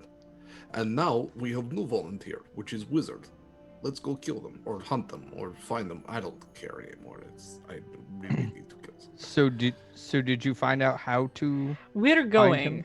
I will turn, put both hands on Walk Brodus' and shoulders, Yeah. turn Just- him towards the door. Yeah, so for the sake of convenience, you've had the direction into the Underdark pretty well described to you.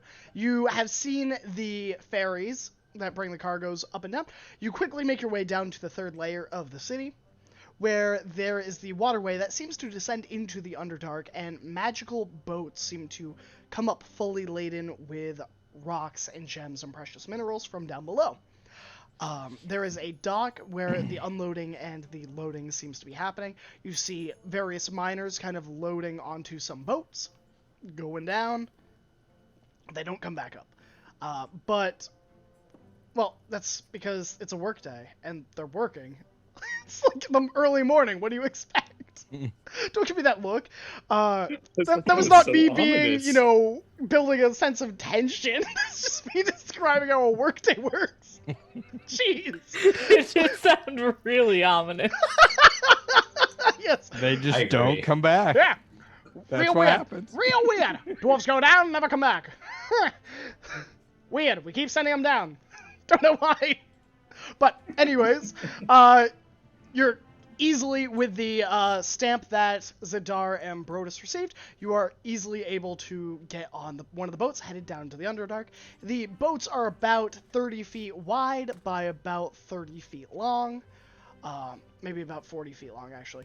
Can fit a fair amount of individuals. The one you are placed on has a few miners, and a few, it looks like, more bureaucratic individuals who kind of have, like, safety sheets, and they're kind of just observing the trip itself. And then you have, it looks like a wizard who is seemingly steering the ship, probably just there to keep whatever enchantments are involved with this active, just in case something went wrong.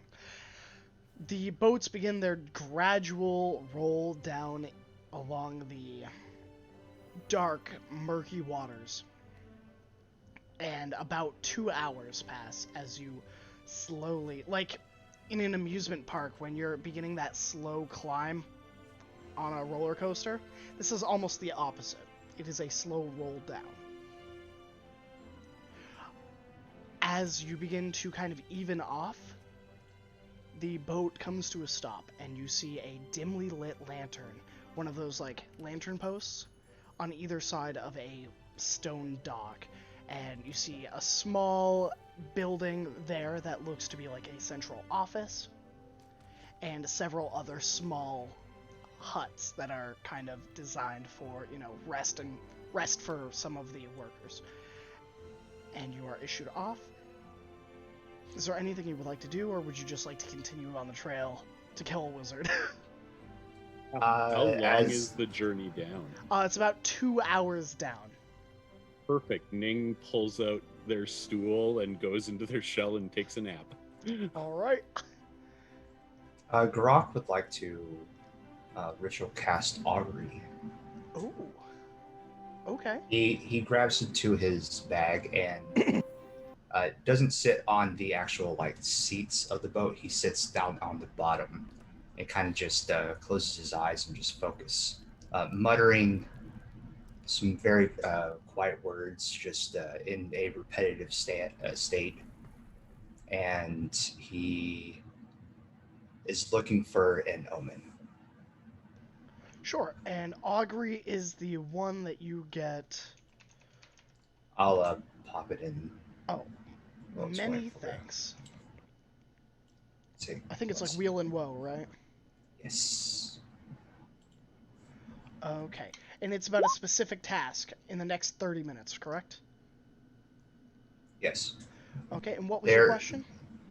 He wants to know what their descent is going to behold. Okay. Down into the Underdark. Sure. Do you want to describe how you like set up your augury and how you do that?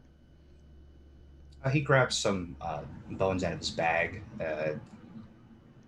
Not that his ones that he usually eats.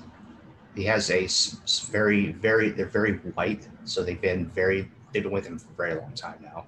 And it's actually similar to the bone that he has on his helmet, or at least the shape and colors. And he kind of sets them in his hand, and he just rumbles them together, just in a state of just concentration and force. And everyone can hear the crackling of these bones, but they don't seem to break. They seem to a little bit stiff. And he just opens them up and just stares at him for a while.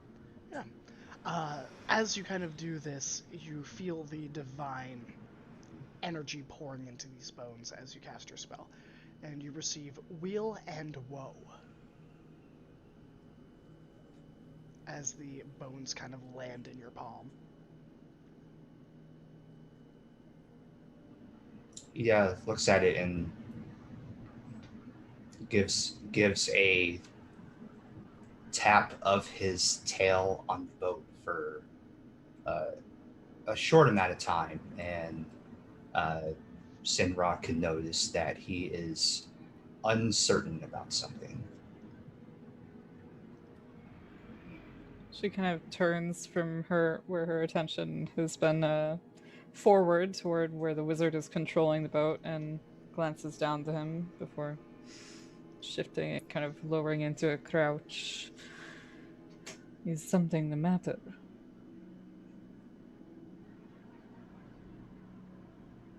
Having been down here before,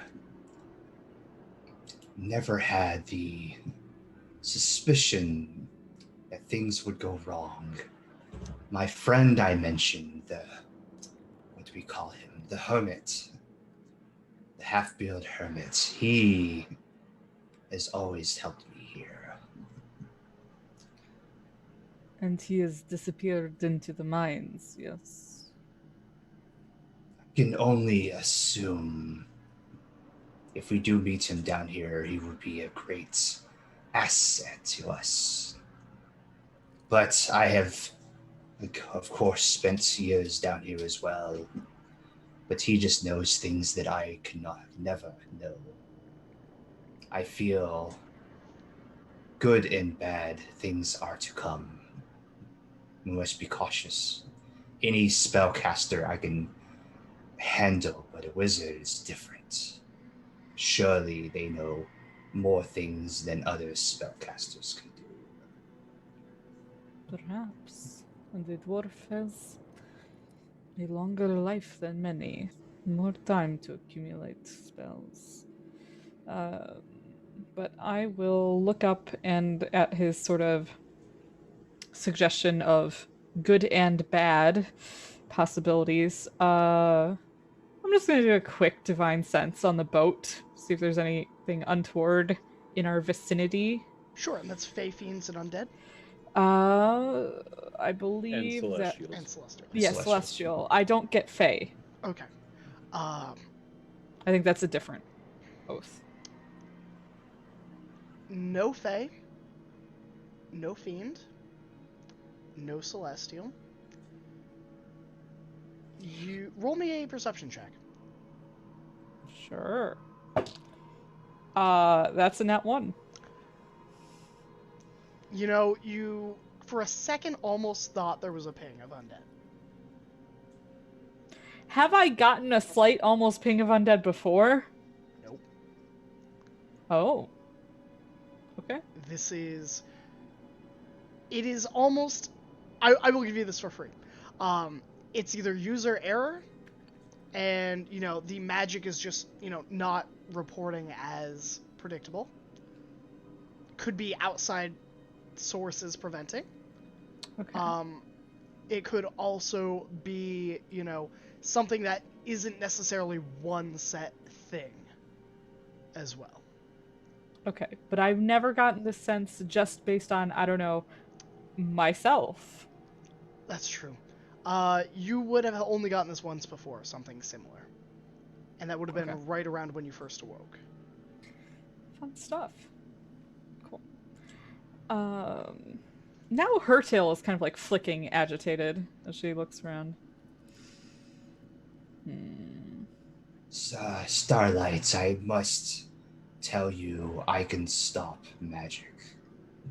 What? If there is a need for it.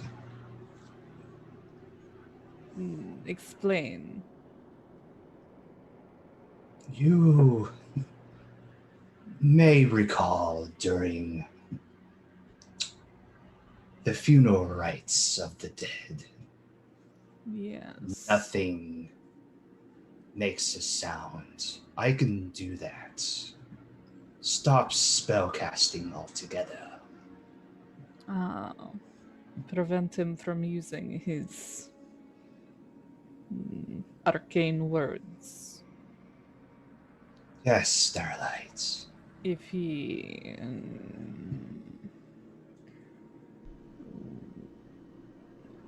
remind me, this is an affectation you cause upon an area.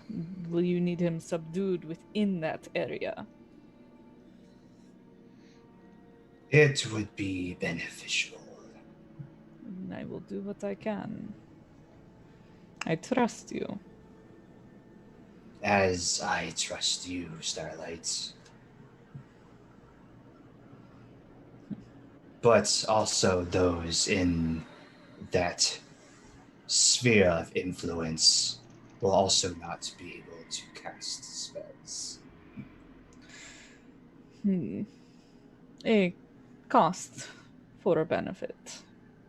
It is the way of things. I do hope it's for our best interest.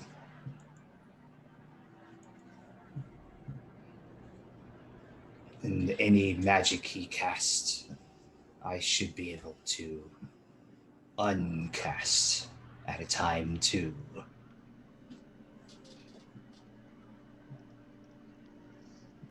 Zed, Very you well. have inspiration. We know rough about where this wizard is. Do you think it is truly necessary to find your friend, this hermit, before we delve deeper? I don't think we have the time to search for someone who does not want to be found. That was my concern. If they show, they show. Very We well. are many. We should be fine. But cautious, no doubt.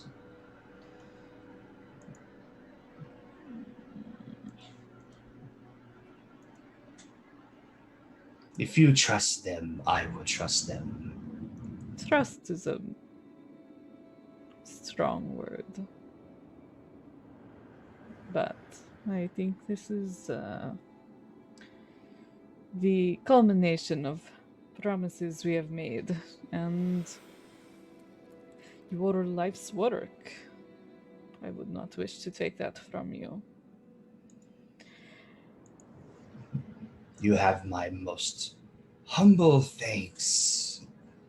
There is no need for that. You have helped me enough. It is my turn to return the favor. As you wish.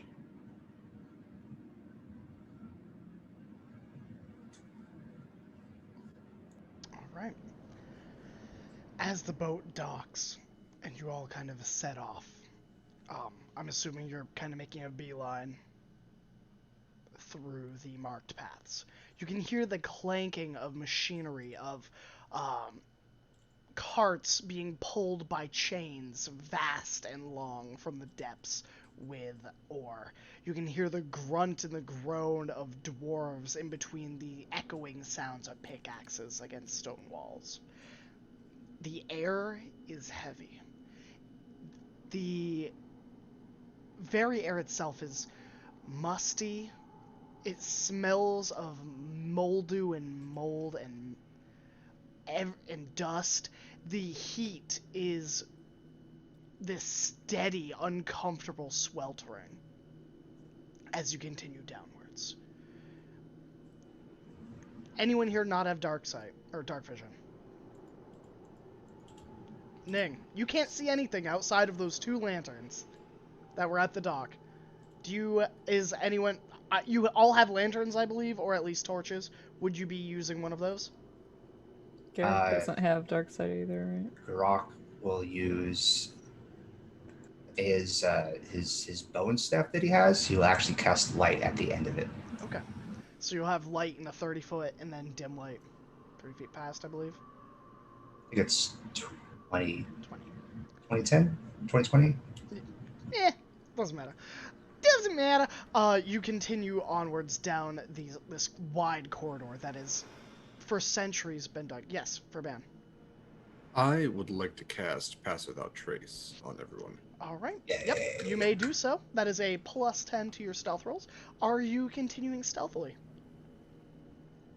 Verban at least is. Yep. So he's going to take a little bone powder out and just kind of blow it. And yeah, you all have plus 10 to stealth checks. That counteracts my disadvantage, maybe. We'll see. Do we want to do a group stealth check and just have you all roll and then collectively use that, or would you prefer to have someone go ahead and stealthily report and then come back? Doesn't matter to me. Up to you. I'd say average is fine. Okay. I agree. Okay. Probably more appropriate More because fun that way too.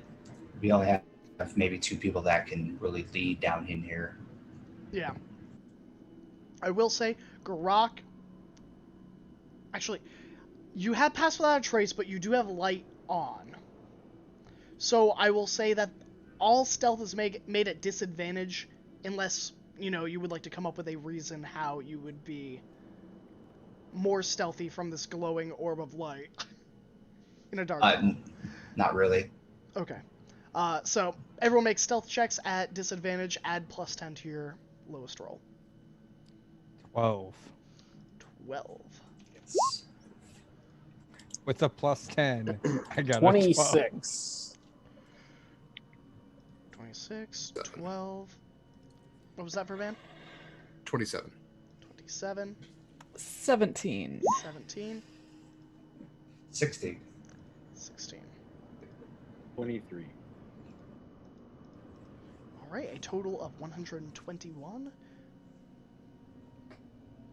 divided by 6. Hey, not too bad. A average roll of 20.16. You set down this large hallway. It is chiseled and carved into the very mountain itself. The rock beneath your feet, old and worn by hundreds, if not thousands, of dwarven feet over the centuries. You continue on, finding that 7th branch, as mentioned by Narnra, and head off down that direction. Each one, some of them seem to be being worked, and you can hear far, far, far down, reverberating from the depths, the sounds of dwarvish chants and mining hollers. You head down the 7th one, heading further down in the directions that you had been told, and the air begins to grow hotter. You continue on in silence, except for the conversations you all start yourselves. There is a deafness, a stillness in the air, almost uncomfortably, as you continue to move. You head that way for what is time when you have no sky, no moon, no sun to gather it by. What could be hours, you spend making your way down. You, after a significant period of time, long after Verban Pass Without a Trace has ended, would you recast it, or would you... That's for an hour. Yeah, I will recast that. Okay, how many times are you willing to recast it? Okay, so I think he'll do this And first. Garak would remind him once they got to that second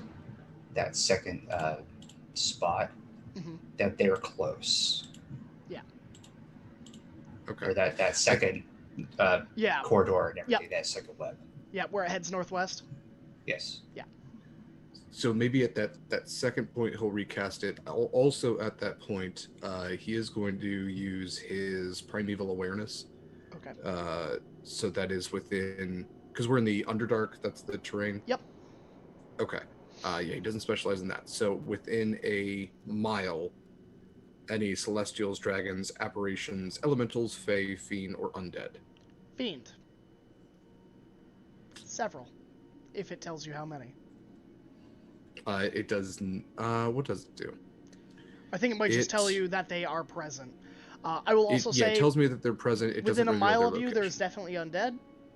Within a mile of you, there may also be some fae. Okay. Then, yeah, he will recast that Pass Without Trace if Garak tells them that they're getting close. Sure. And he will relay Fae, Fiend, and Undead nearby. Wonderful. What's your marching order? Just so I know. I will be closer to the front. Okay. I kind of thought Verban might be the one that's like scouting. Okay, so how many feet ahead of the party are you scouting? 30 tops. 30 tops, okay. I think if you're doing Pass have Without to a be- Trace, you have to be within 30 feet of everyone. That's my thought on it. Brodus will probably be near the back of the group. Okay. Sidar. I guess the middle somewhere. Do you want us to just like arrange our tokens? I can move you onto the map. Yeah, I didn't want to move you all there until you actually got roughly here, but I should be cannot able- move myself. you can't move yourself. What? Yeah. Oh yeah. Let me fix that for you. I'd be sticking close to Thank you. Sinra. Okay. I You feel like 5 feet behind for Van. Okay. Yeah, so as you continue down this hallway, you come to this wooden palisade. It looks like almost like a gate, and you can see the glowing gems and crystals along the wall seemingly have kind of illuminated at your presence, or maybe to the presence of magic. And you hear a voice coming from past the wall. They are muttering, "No, no, no, that's not it. So close, so close! I can almost feel it. It's right there! One more time. One more time."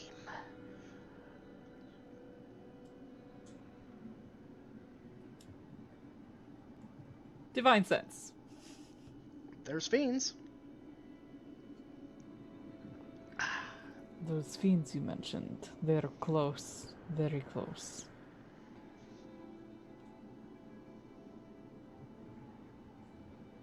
So there's just a wall in front of Yeah, us? so like a there's wooden like one? two kind of gates, and then kind of like a palisade gate, or like wooden gate that you can just kind of open and close.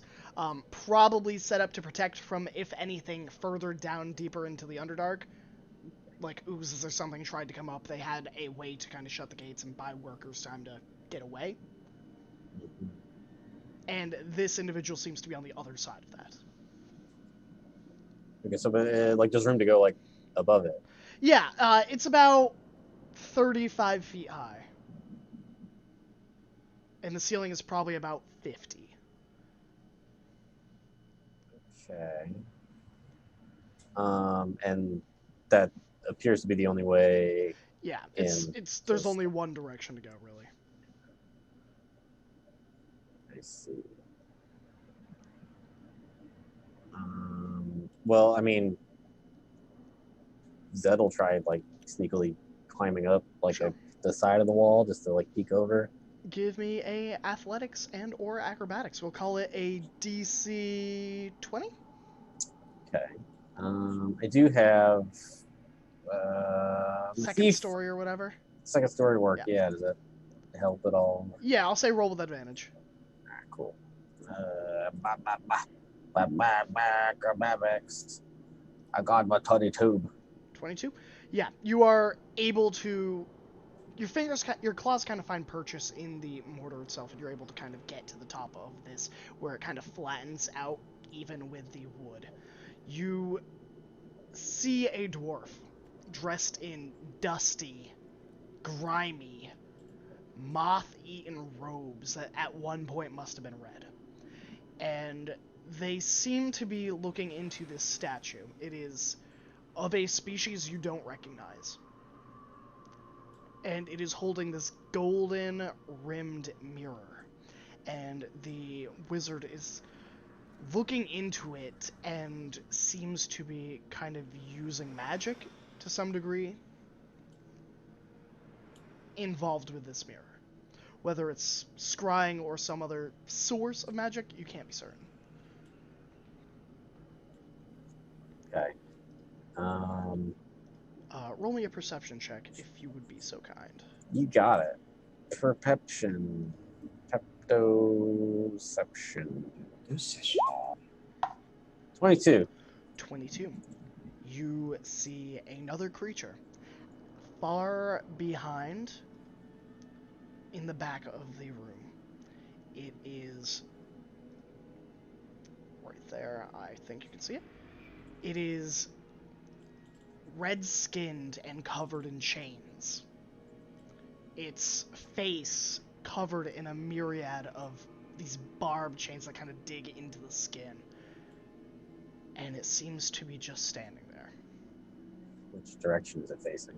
It is facing towards you, but it does not make any notice, or seems to have not made any notice of you. Okay. All right. That's what I see. There's a mirror, there's a wizard, and there's a creep. There's a creep.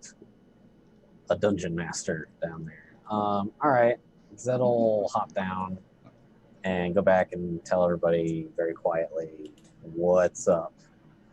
He'll say, on the north wall. Well, I guess I don't know if you know what direction is what. You tell them, like, on the left wall, there's a big mirror. The wizard's standing in front of it, talking weird to it, and there's one guy wrapped in chains, just basically staring at the only entrance. So, Zed's suggestion is, pretty much have to do like a loud and fast breach. Just two, then. Yep, just I only see the wizard and the chain man. To reiterate something Garruk said upon the ship, you suggested putting this wizard within a silencing area. I just wanted the rest of you to be aware of this. I think that is a good plan. I I also will- have something that could keep them from moving too much. I will do what I can to perhaps force them there by my own claws, if necessary. Help you with that too, Sinra. And Thank you, Ning. better with these anyway. Have you all lowered your voices? Yeah. Okay, Yeah. just checking. The door, what did you say?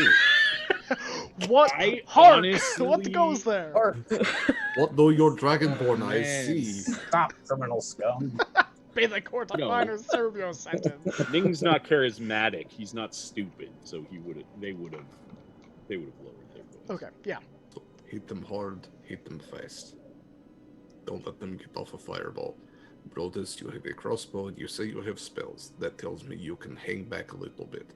Stay close to me. We will fire from over this wall. Have cover. Do not kill the wizard. We need him alive. Take Don't care kill in the your wizard. shots. What's of the other one? Go ahead. What? Go ahead, Drook. What's of the other one? Oh, from Ning's years of solitude and study, do they know anything about what Zadar described, this chained creature? Roll me a religion or a arcana check. I think would be suitable. It's a natural 20, so 24. Nat 20. Yes. So, Ning, you are familiar with some of the entities wizards can summon. You know that some of them kind of gravitate towards the Fae, towards more goodly creatures. But your mind swirls with possibilities. Darker possibilities. Deep beneath the material plane to the very hells themselves.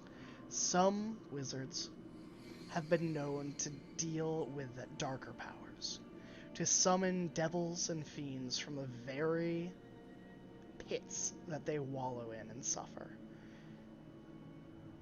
You aren't entirely certain if this is a devil or a demon, but that is the most likely possibility. named one is either a devil or a demon. I'm not super familiar. I did not research much of them, as summoning and controlling them would be no good. Not for someone like me, anyway. To appear as though it is likely enthralled to this wizard, so Raban, at least you'll have something to kill.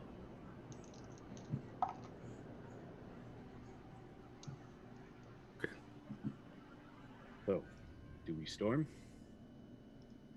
If it is from the pits of hell, I can banish it. Can you do so at the same time as you're silencing the wizard? No, just speaking options. If we subdue the wizard, I can concentrate on the other. Don't Very think well. you want to take away what trophy Raban might be able to get from the chief. If it comes to it, yes. Can we get as close as possible before initiating? I would like to close the gap. Can you all roll me a perception check?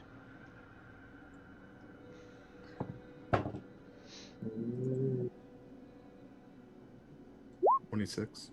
26. 26, 28. Anything? 17. All right. Yeah. For 10. those of you that roll above the 24, you hear something. A sound coming from your left and your right. Almost imperceptible. There is nothing there visually. But you hear the sound of leathery wings. And that is where we're going to end this week, I think. Yeah, of course you would. I wanted to do one more thing. I'm so sorry. I was rolling for like every 6 seconds of dialogue until they were going to notice you. Oh well.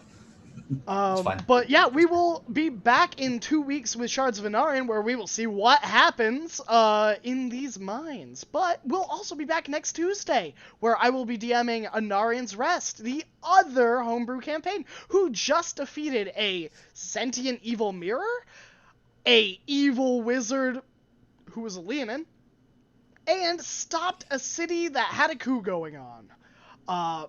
Outside of that, you can find me here every Friday, where I play in the Goldshine Investigations campaign, DM'd by the lovely, the one and only Anonymous, where I play Gaheris Nervos, Blackmont, your favorite Tiefling Paladin.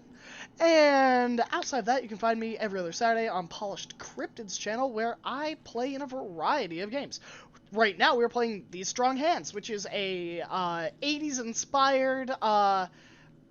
gosh, I always forget the movie, but probably because it scared me so much as a kid. The Neverending Story. It is based off that, where you are a human sent to, a magical world for whatever lesson you need to learn. Where I will be playing a red cap named Grumble Mudrunner. Outside of that, you can find me on a variety of other channels. But I want to know where the rest of my players are. So, for my players, if you could tell me who you are, what cool projects you are into, and where they can find you, that would be spectacular. We'll start with me. Hey, I'm Truth. You can find me on most social media by the same name. And most projects I'm doing is usually playing with all these great people every other Tuesday, as well as looking for, just something else fun to do. It doesn't really matter. Jack of all trades. I like a lot of things. And off to you, El. Oh, hi there. I'm El. I played Ning, the turtle monk, and you can find me on Twitter and Twitch at L Street Gaming. I can finally say, because I have a loose timeline together, that I'm going to be back streaming on my own channel in roughly 2 weeks. So look forward to that. I'm going to be doing some random games and everything like that. Otherwise, you can catch me here. You can also catch me scrumming around the FreeForge Discord and in the FreeForge Twitches chat all over the place. We got lots of good, fun stuff coming up where I'm actually probably going to be streaming as a part of the Free Forge every once in a while coming up here. So stay tuned for more information on that. And if you haven't joined us yet, please check out thefreeforge.com. We would love to have you join us. Thank you so much for tuning in, and I'm going to toss it over to Derek next. So, hi everybody, I'm Derek Sword. If you want to find me and my projects, best place is Twitter, dsword16. Besides being here every other Tuesday, I am also on this channel every Friday, as Graham mentioned before, for Goldshine Investigation Agency, where I play a swampy bugbear named Griaz, and I'm also joined by the very lovely Pharaoh. I am also on the Eviscerates channel every other Saturday. Actually, it will be not this Saturday, but next for the season 1 finale of Horizon's Call. It's an oceanic campaign set in the homebrew world of Damaros. The players have just leveled up their characters to level 20, and they are facing off against the God Queen of Krakens. I'm very excited. So check that out on the 31st, 6 p.m. Eastern Time. Goldshine Investigation Agency is 8 p.m. Eastern, right here. And I am also the host of the podcast Monster Crush. So if you enjoy monsters and love learning about monsters and also think that like monsters are just a little sexy, check out Monster Crush wherever podcasts are found. My co-host Heavenly and I talk about different just cryptids, creatures, and random abominations, and like we learn about their history and how interesting they are. And then we also talk about like if they'd be good to smooch. Yeah, the normal stuff. All right, that's it for me. I will hand it off to Fox. Well, I'm Fox. So, TTRPG Fox, you can find me there. In good news, I got my other computer so projects can start again because my computer is trying to die. So just look there. Other than that, you find me here every Tuesday. And, feel free if you want to hit me up in Twitter about any DM questions you have. I love answering those because I have 2 campaigns, one that is on hold, one that is currently going that I DM outside of, online. But I will give it to Pharaoh.